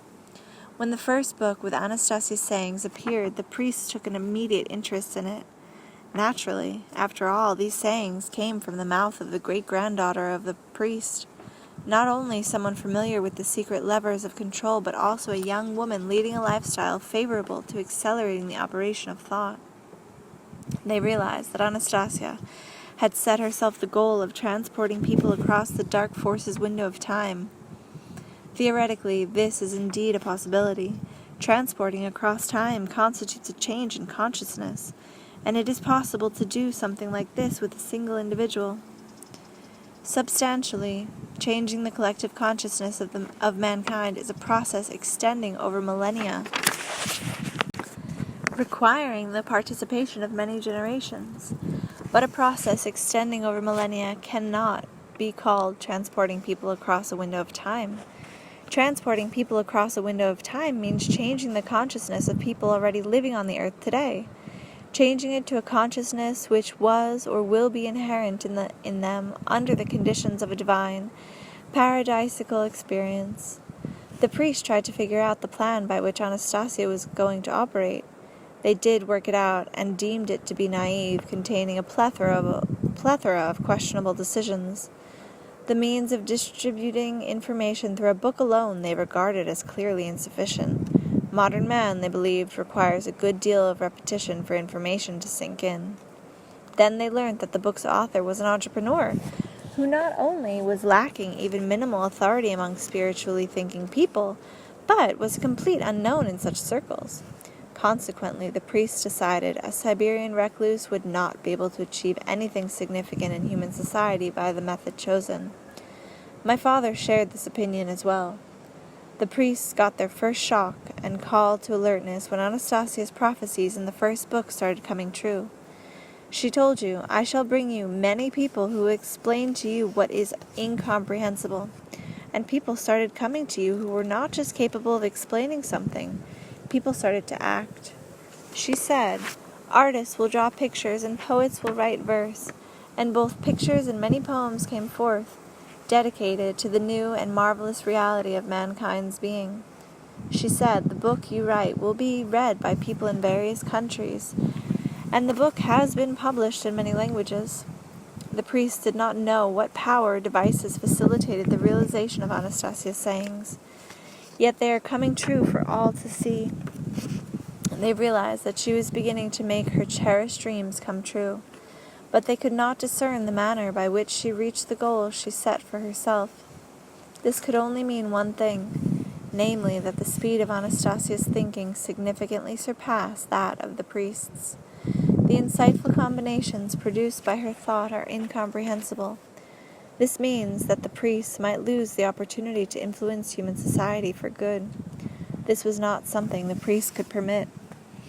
While they were trying to figure out patterns of counteraction, something even more incredible came to light.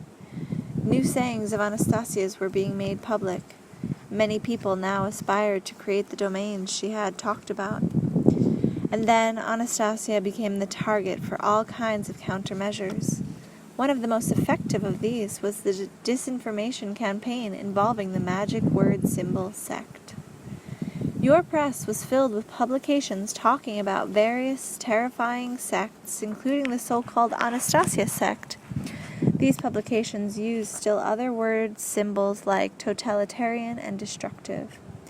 This particular countermeasure has been used by priests from time immemorial.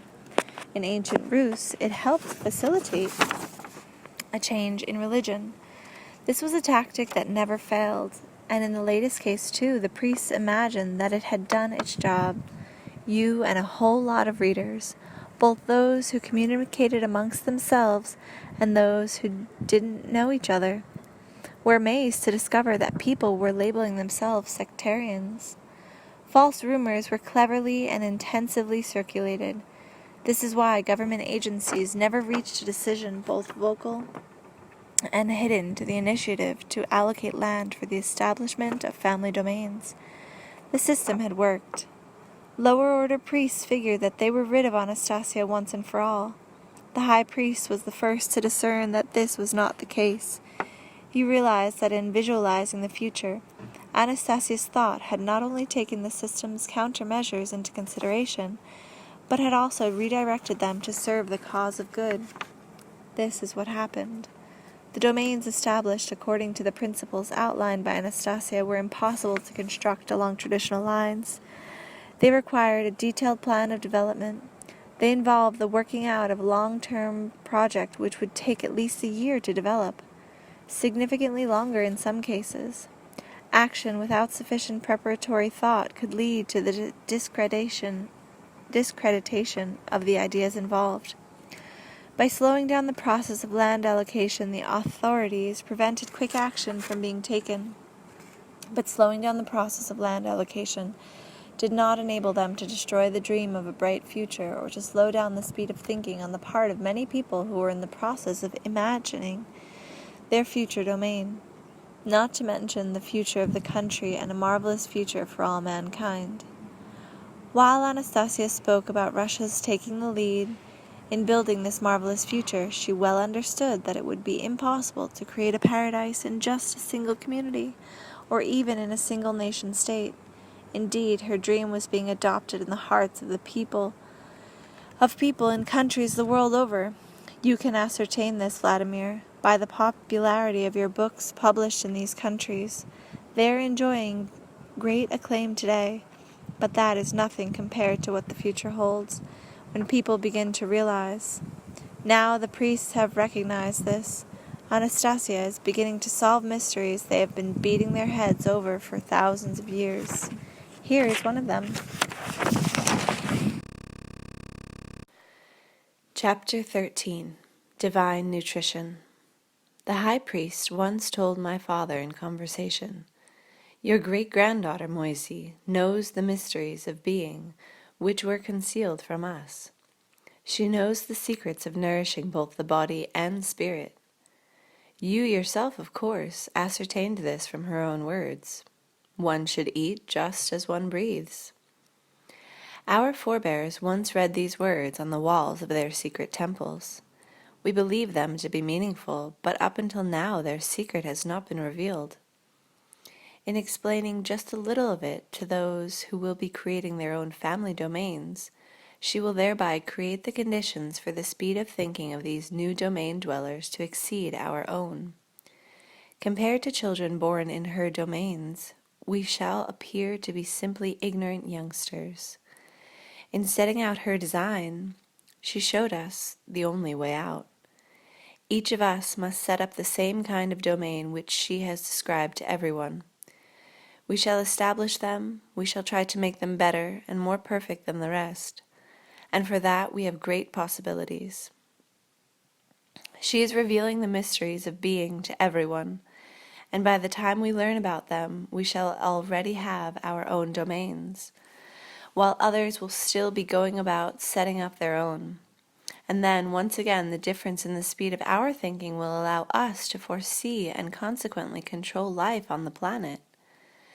This is what I have been thinking. I should like to hear your opinion on this, Moysey. And my father replied, "You want to hear my opinion because you have your doubts. You want to foresee what situation Anastasia will be visualizing in case the priests, and you, who have appointed yourself to the highest position, are the first to set up the domains which will draw you closer to the divine being. You want to know whether her thought has taken such a scenario into account." "I am convinced that she has," the high priest replied to father, "and she herself does not conceal the fact. But I should like to hear your opinion on why she is openly daring us by giving us the opportunity to reassert our control over the world." "All because," my father answered the high priest, "my great-granddaughter Anastasia is not about to enter into confrontation with you. When the priests, as the rulers of the earth, began creating their own domains, their thoughts will be transformed, their souls will become radiant with light." "Thank you, Moysey. Our thoughts have come together as one, and I applaud the prospect of living in another reality, possibly in one where each of us can talk with God." "I bow before your great-granddaughter's thought, Moysey. May Anastasia succeed in finding the strength within herself to overcome the system we created like a wild beast, or a herd of beasts. Help her if you can, Moysey." "Try helping her yourself. I can't keep up with her more youthful thought. I used to think her actions were illogical. And I shall not be able to either, Moysey. She eats just as she breathes. We have been soiling our flesh. I have not the strength to nourish my spirit the way she nourishes hers. I can only guess at what is helping her. In the times of our pristine origins, people's way of life was quite different from today's. They not only knew nature, they controlled it. Through the sounds of nature and the power of the light of the heavenly bodies, they had access to the database of the universe. They received information not just through their mind, but through their feelings too. The speed of their thinking was many times greater than that of people today. The earthly priesthood realized that absolute control over mankind was possible only if they could achieve a considerably greater speed of thinking than other people. But how to achieve this goal? One of the ancient priests once said in a secret conversation with the high priest, "We cannot accelerate our thought to achieve sufficient superiority over everybody else, but we can use special devices to slow down the thinking of all mankind." You said, "all mankind." Does that include your own thought? The high priest responded. Yes, in the final analysis it does, but to a much lesser extent. The discrepancy will be tremendous. The advantage will be on our side. Since you are talking about it, that means you have already found a way of slowing down the thought of all mankind. Tell me about it. It is simple.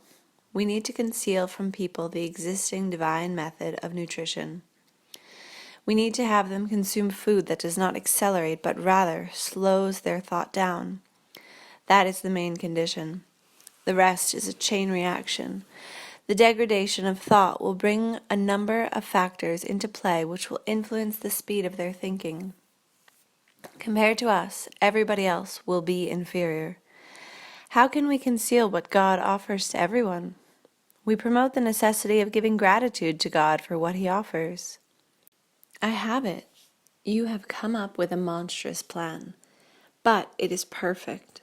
People will agree to give gratitude to the Creator and will not see anything wrong with it.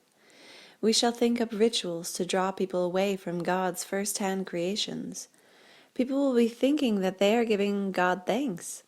But the more time they spend on giving thanks, gathering around the idols we think up, the less communication they will have with God's own creations, and the farther removed they will be from information coming straight from God. They will be receiving information from us, but imagining it as God's will. Their thought will go off in the wrong direction. We shall lead it in the wrong direction. Centuries passed, and people spent more and more time on the rituals thought up by the priests, thinking all along that they were simply paying their respects to God. At the same time, people communicated less and less with the Creator's first-hand creations, and consequently no longer had access to the information of the universe in all its fullness. God's information. They caused God pain and suffering, all the while believing they were bringing Him joy. At the same time, the priests began telling people what kind of food they should be giving preference to. At the same time, the priests began telling people what kind of food they should be giving preference to. At the same time, creating for themselves the secret science of dietetics. The priests needed to maintain their brain, their spirit, and their physical health, and consequently their thought, in a more efficient operational state than other people's. Thus, they suggested that people plant certain kinds of growing things, but they themselves used other kinds for food, more specifically, in a greater variety than the rest. Thus began a monstrous degradation of human consciousness. Man began to know diseases of both body and soul. People intuitively sensed the meaning of nutrition and over the millennia tried to come to terms with this question. Wise men appeared who attempted to give advice on what food products were the most healthful. Many teachings on dietetics were introduced. It was a topic touched upon in books you are familiar with, such as the Bible and the Quran. Here's what it says about nutrition in the Old Testament, for example. You shall not eat any abominable thing. These are the animals you may eat: ox, sheep, goat, buck, gazelle, roebuck, wild goat, white-rumped deer, long-horned antelope, and rock goat. You may eat any animal which has parted foot or a cloven hoof, and also choose the cud. You may not eat the camel, the hare, and the rock badger.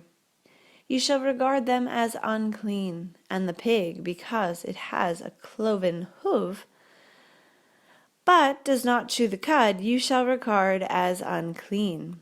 You shall not eat their flesh or even touch their dead carcasses. Of creatures that live in the water you may eat all those that have fins and scales, but you may not eat any that have neither fins nor scales. You shall regard them as unclean. You may eat all clean birds. These are the birds you may not eat: the griffin vulture, the black vulture, the bearded vulture, the kite, every kind of falcon, every kind of crow, the desert owl, the short-eared owl, the long-eared owl, every kind of hawk, the tawny owl, the screech owl, the little owl, the horned owl, the osprey, the fisher owl, the stork, every kind of cormorant, the hoopoe, and the bat. All seeming winged creatures you shall regard as unclean. They may not be eaten. You may eat every clean insect. You shall not eat anything that has died a natural death. You shall give it to the aliens who live in your settlements, and they may eat it. Or you may sell it to a foreigner, for you are people to the Lord, people holy to the Lord your God. Over the millennia, various books were written advertising people what and how to eat to be healthy.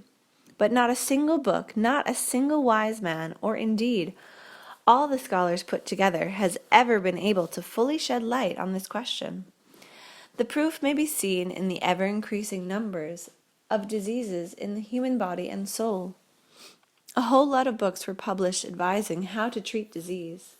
And today you have the science of medicine. They tell you it is constantly being perfected. But at the same time, just look at how the number of sick people is constantly increasing. So what is medical science actually perfecting? The results speak for themselves. It is perfecting disease. I can see this conclusion sounds strange to you. But just think, why don't the whole masses of animals in natural surroundings get sick, while man, who considers himself to be the most highly developed of all creatures, is unable to cope with his own diseases? The science you call upon to treat disease has never, over the whole period of its existence, ever touched upon the ultimate cause of all disease. It has always given its attention to the effect. People who are sick, of course, need doctors, but it is no less true under the current conditions of your world order that doctors need sick people to treat. But even among the priests themselves, the speed of thinking has been declining, not to the level of everyone else's, but still diminishing. This phenomenon disturbed the priests more than any other, and they paid more and more attention to the mysteries of divine nutrition, but could not unravel them. One of the priests assigned to take care of the science of dietetics apparently figured out something and began writing on the wall of the secret underground chamber, where no one except a few of the main priests could enter. He wrote, "One should eat just as one breathes." After writing the last letter of the last word in the sentence, or rather just before finishing the last letter, the old priest died. He had not managed to explain the meaning of this sentence to anyone, either to his descendant successor or to any of the other priests. Priests have been trying to unravel the mystery of the phrase, "one should eat just as one breathes," over all the millennia since. They were afraid that someone else might get wind of it and guess its secret before they did. They erased it, rubbed it off the wall of their temple, but they transmitted it orally to succeeding generations of their descendants, in the hope that it would be deciphered in the future, all to no avail. Astrologers, healers, and wise men appointed by political rulers worked on the question of nutrition over many thousands of years. Nobody was able to solve the puzzle. If any of the rulers' wise men had managed to figure out how man should feed himself, then those rulers that considered themselves to be the strongest in the world would have ceased to fall ill, and their longevity would have increased. If any of the earthly rulers had known what kind of food he should take in, he could have become the supreme ruler of the earth. The speed of his thinking could have surpassed that of the priests. But all the rulers of the earth get sick and die. Their longevity is no greater than that of ordinary people, even though they may have the best healers and wise men right at hand. And so the degradation of human society continues. It seems to be just in passing that Anastasia uttered that sentence to you. One should eat just as one breathes. You published it in a book. You published it in the context of your experience with her, and didn't give it any special thought. But for the priests living today, the publication of that sentence, the one that had been erased from the wall of their temple more than 5,000 years ago, became a cause for very great concern. Time and time again they gave careful reading to the books with Anastasia's sayings and realized that not only did she know that phrase, but she had full knowledge of divine nutrition. The speed of thinking of a man possessing such knowledge would naturally be able to surpass that of the priests taken together, and consequently be able to control all humanity, including the priests. But in order to maintain control, he would have to conceal information, while he or she has gone and revealed it to everyone. This means she has freed people from the priest's influence, thereby leading them to direct communication with the thought of God. This was something they realized after seeing how Anastasia slipped in among her sayings information on the nourishment of Adam. In co-creation, you cited Anastasia's words about how people were nourished back at the time of their pristine origins. All around him were a multitude of fruits with a variety of tastes, berries, and edible grasses. But during those first days, Adam felt no sense of hunger. He remained satisfied with fresh air alone. One certainly cannot live on the air man breathes today. Today's air is dying, and is often harmful to one's body and soul. You mentioned the saying that one cannot live on air, but there is another saying, I have been fed by air alone, which corresponds to what was available to man in the beginning. Adam was born in a marvelous garden, and the air surrounding him did not contain a single harmful particle. Pollen had been dissolved into the air, along with drops of the purest dew. Pollen? What kind of pollen? Pollen from flowers and grasses, from trees and fruit, which diffused fragrances into the air. Some came from those close by, while breezes brought others from distant places. Back then, man was not distracted from his great works by any problem of finding food. He was fed by everything around him through the air. This was the way it was all designed by the Creator right from the very beginning, so that all the life on earth should strive to please man, and the air and the water and the breeze would be life-giving under the impulse of love. Of course, people's diet at the time of their divine, pristine origins was not confined to life-giving air. They consumed a lot else besides, but their body and soul were nourished by air and water to a significant degree. When you published Anastasia's words about nutrition, the priests were astonished at how this simplest of truths had escaped them for so long. Yet all along they knew why this was so. Secluding themselves in their temples, they were not able to breathe the pollen-laden air. In gathering people together for rituals where the only thing the crowds raised was dust, they ended up breathing the dust of their own schemes. The priests understood the significance of nutrition. Their diet included teas containing many healing herbs, along with a variety of fruits and vegetables. Among other things, they attached considerable importance to cedar oil, which their attendants brought them from far-off places. Moreover, their diet also included honey and flower pollen gathered by bees. But Anastasia showed that this was far from being sufficient. It was a different kind of pollen, for one thing. The pollen that the bees gathered and packed into honeycombs was quite healthful, of course, but it was a far cry from the variety that could be found in the air over one's family space. Bees, after all, gathered pollen from a relatively small number of floral species, but the air contains all varieties, and it is distinguished from bee-producing pollen by its softness and its easy digestibility. Airborne pollen is alive, capable of fecundation. With each breath, a man would take it in, and it dissolved inside, nourishing his whole body, including his brain. When the priest saw Anastasia talking about family domains, a hectare of one's motherland for each family, they realized she was taking people back to a way of life that was part and parcel of their pristine origins. They knew right away that family domains are not only capable of bringing people material benefits, there is something much more important. In the context of Anastasia's sayings, people can form a space capable of nourishing their body, soul, and spirit, and show to everyone openly the truths of the divine order of creation. The time is approaching when mankind will be present simultaneously in two worlds. It will be able to make use both of the achievements of the technocratic artificial world, as well as its own divine pristine origins.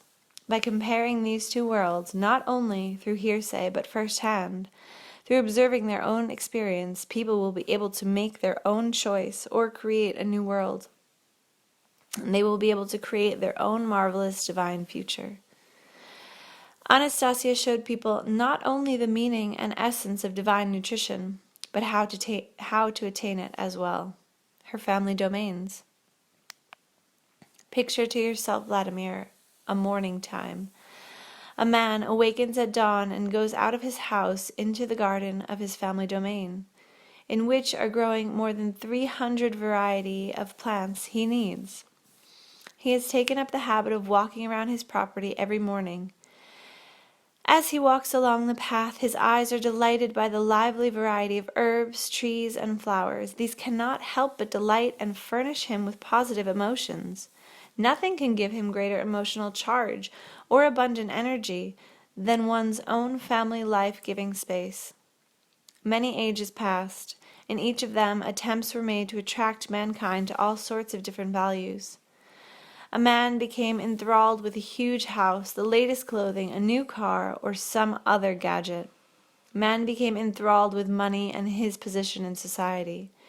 But all such joys are conditional and fleeting, and they only bring a temporary sense of happiness and pleasure. And within a short space of time, they become commonplace, bothersome, and sometimes downright annoying. An old and decaying house will begin to demand constant repair. A car, too, can start having frequent breakdowns. Clothes wear out. Man has always intuitively felt the true beauty and perfection of the eternal, and that is why even a king surrounded by luxury and personal palaces has always needed a garden. This is a truth that has remained unshakable for millions of years of man's life on the earth. True delight and peace is attainable only in one's own family domain. When a man takes his morning walk through his family domain, every blade of grass is delighted and reacts to him, and far from decaying, his garden grows with every passing moment of blessed living. The man understands that the program he has set out, the trees, bushes, and fruit bearers planted by his own hand, will not decay but live on through the ages. They will live forever provided the man does not change his mind. When the man takes his morning walk through his family domain, he breathes its air. And with each breath it takes in thousands of invisible particles, plant pollen, The air is saturated with them, quite alive. They enter the man, dissolving within him a trace, nourishing his body with everything he needs. And the air of one's family domain nourishes not only the human body, but feeds the spirit with ethers and accelerates thought. When the man takes his morning walk through his family domain, he may stop all of a sudden and pick 3 berries off the currant bush and eat them. Why does he stop in front of a currant bush in particular? Why does he pick precisely 3 berries? In what book of wisdom has the man read that on this particular day he will need these 3 berries? And he really does need them, as it turns out. He needs them on this very day, this very minute, and in this very quantity. Then, after taking another few steps, the man bends over to smell a flower. Why does he do this? Who told him of the need to take in the aromatic ethers of this flower in particular? And several steps farther on, he picks something more to eat. When the man takes his morning walk through his family domain, he smiles, thinking about something personal, while at the same time enjoying a surfeit of fruits, not thinking about them, but feeling them. This man has been eating just as he breathes. Who, then, has been calculating the man's dietetic needs with such incredible accuracy? Where has all this information been recorded for every man born on the earth? This information, you realize, Vladimir, all this information is present in every man born on the earth. Note this. Every man contains a mechanism. I can't seem to find an alternative word. Capable of arousing the sense of hunger, a signal that the body and spirit require some kind of substance in the universe. We need not specify just what exactly the proportion or quantity. Nobody can answer this question intellectually. Only your body knows about this, and it is what selects just 3 currant berries out of the whole variety available. But in order to afford the opportunity for the right choice, your body must have all the information available about them.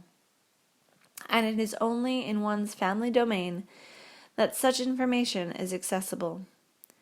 Let's say you go into a store where there are a whole lot of fruits spread out on counters. You want apples. You see a whole huge variety of apples. Which kind to choose? An exact choice is impossible, since your body, which is capable of making an exact choice, does not have any information about the apples on the counters. It hasn't tried them.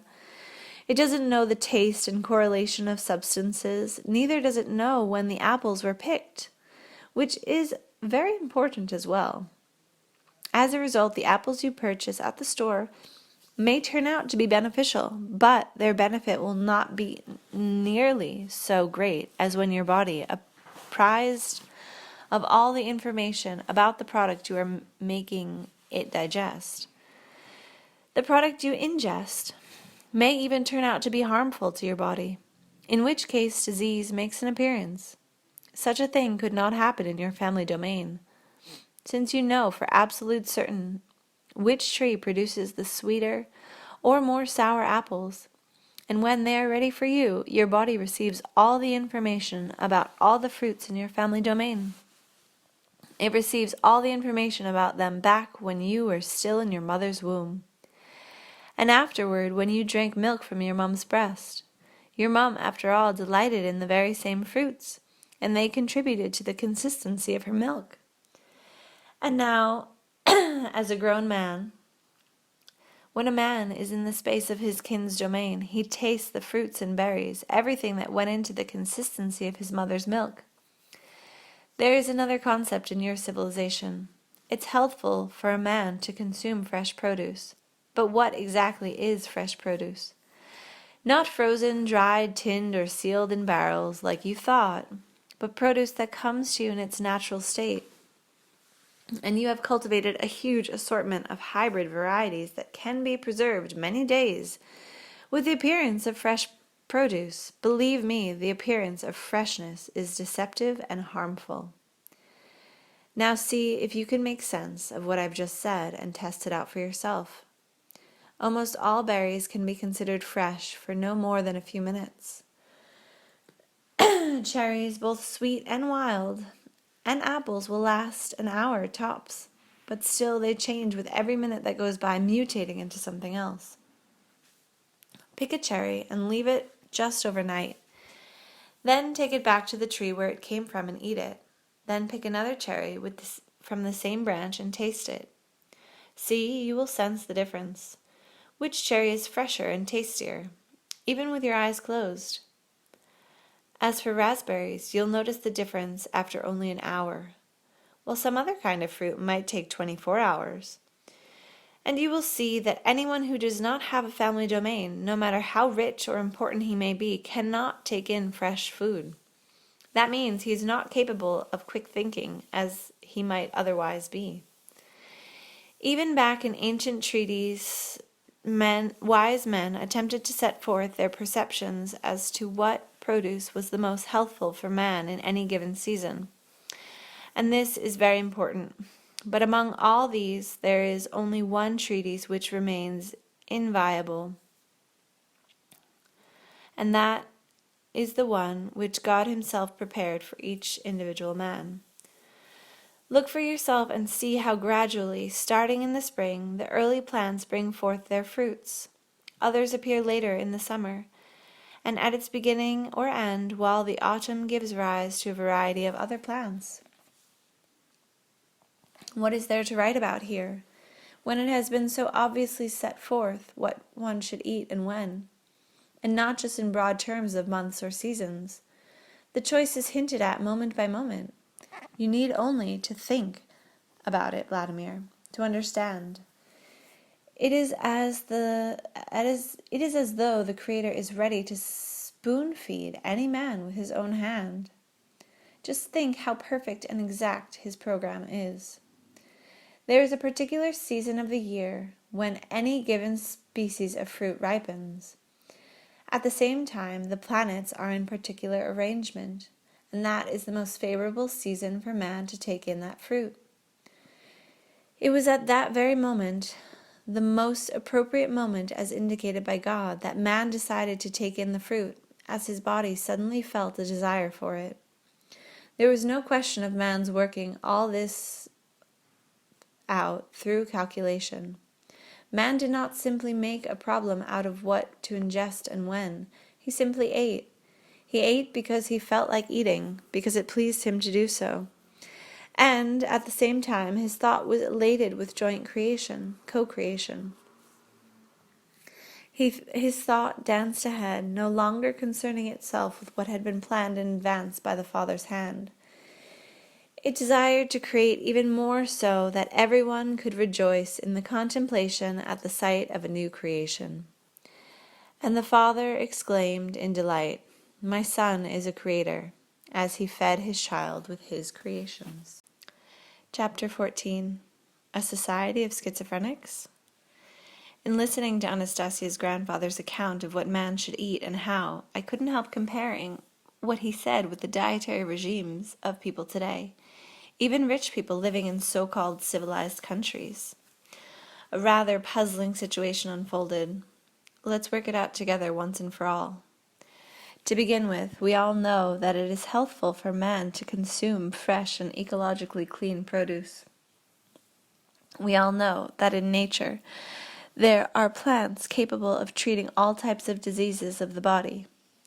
Hold on, we need to be more precise. In nature, there are plants capable of preventing diseases of the body. Then why don't we have them available? Why and under whose influence have we chosen a way of life which destroys not only our bodies but our minds too? Someone out there must be simply laughing at us, befooling us into calling this way of life civilized besides. If we use terms like civilized country, civilized society, meaning by this a society of people which has achieved a certain, and of course correct, level of development, then this development should also be reflected in, among other things, questions pertaining to diet. And not just among other things, but first and foremost. Now let's pay a visit together to a typical food store or supermarket, the kind you find in any so-called civilized country. It could be either in the West or here in Russia. If we're talking about major cities, the difference in variety of produce isn't all that great. we find that the majority of produce available is nicely packaged and has a long shelf life. We find a whole lot of dried, frozen, and concentrated products which can hardly be termed fresh produce. At the supermarket, we can also find fresh vegetables, beautiful to look at tomatoes, cucumbers, and so forth. But lately it has come to light that these are hybrids. Specially cultivated varieties capable of preserving their good looks for a long time, but considerably inferior in quality to the normal natural variety. Just about any adult resident of a European country is aware of this. Europe already has a chain of stores with signage proclaiming they sell only ecologically clean merchandise, but at a price about 5 times higher than that of other stores. This means that the public has now recognized that other stores, and there are far more of them, sell produce that is not ecologically clean. But let us call a spade a spade. The public has recognized that a majority of their number have been consuming produce that is harmful to their health. Hold on. What about the term civilized society? Is it possible for people in a civilized society to consume food of inferior quality which is harmful to their health? A more accurate description of such people might be a muddle-headed society, or a society with a befuddled population. In muddle-headed societies, whose ranks Russia seems to be trying so hard today to join, one can outline a distinct system for befuddling the population. Look at what is happening. Someone consumes inferior produce and takes ill. The sick person falls into the arms of a system called healthcare. This system has at its disposal a huge quantity of drugs, hospitals, and clinics, and this has to be paid for somehow. Huge sums of money are continually being poured into it. We are told it is constantly improving. But note, according to statistics, the number of sick people is rising each year. Then along come new diseases which mankind never had to grapple with before, including a whole lot of mental illnesses, not to mention the fashionable profession of psychotherapy. And the question resounds loud and clear. What is behind the degradation of the overall health of these civilized societies? Isn't the healthcare system itself at least partly to blame? By comparing data from various sources, anyone who wishes to can determine that the overall degradation of humanity's health is an actual fact. Yes, we're talking about physical well-being, but mental health is an even more dangerous factor. We have only but to turn away from the obtrusive, monotonous flood of information that does not allow man to think about what is really going on, and we begin to doubt, to put it mildly, the normality of the majority of the population of these so-called civilized societies. We begin to look upon these societies' chosen lifestyles as indicative of a schizophrenic disorder. Judge for yourselves. Let's say a man is living in his family domain, wanted to eat an apple, for example. What does he do? He goes out into his orchard, picks the fresh fruit from a tree, and eats it. Then let's take a look at the actions of another man who lives in a city apartment in a developed society who also wants to eat an apple. He takes some money, goes to the store, and buys an apple which is no longer fresh. He buys an apple which another person grew and packed in a crate. Someone else transported this apple in a truck or a plane. Then a third party built a store and placed this apple on one of the counters. All these operations, from the growing of the apple right up to the final sale, are accounted for by special people who compile inventories and collect taxes, duties, and other exorbitant charges. Thus, we have a whole chain of procedures whereby people are involved in the supposedly useful business of offering a fellow human being the opportunity to taste fruit of an apple tree. And the one who tastes this fruit must first find work somewhere to earn the paper money and pay for this whole thought-up chain of intermediaries standing between the apple tree branch and man. Yet our society considers this normal. A befuddled society has no inkling that someone very much wanted to lead people away from their true purpose and have their attention occupied in senseless pursuits. The process of drawing people into such absurdities has been a long one. That's not something you could do quickly. If you tried to do it quickly, even the most feeble-minded individual would be able to see the stupidity of what is happening.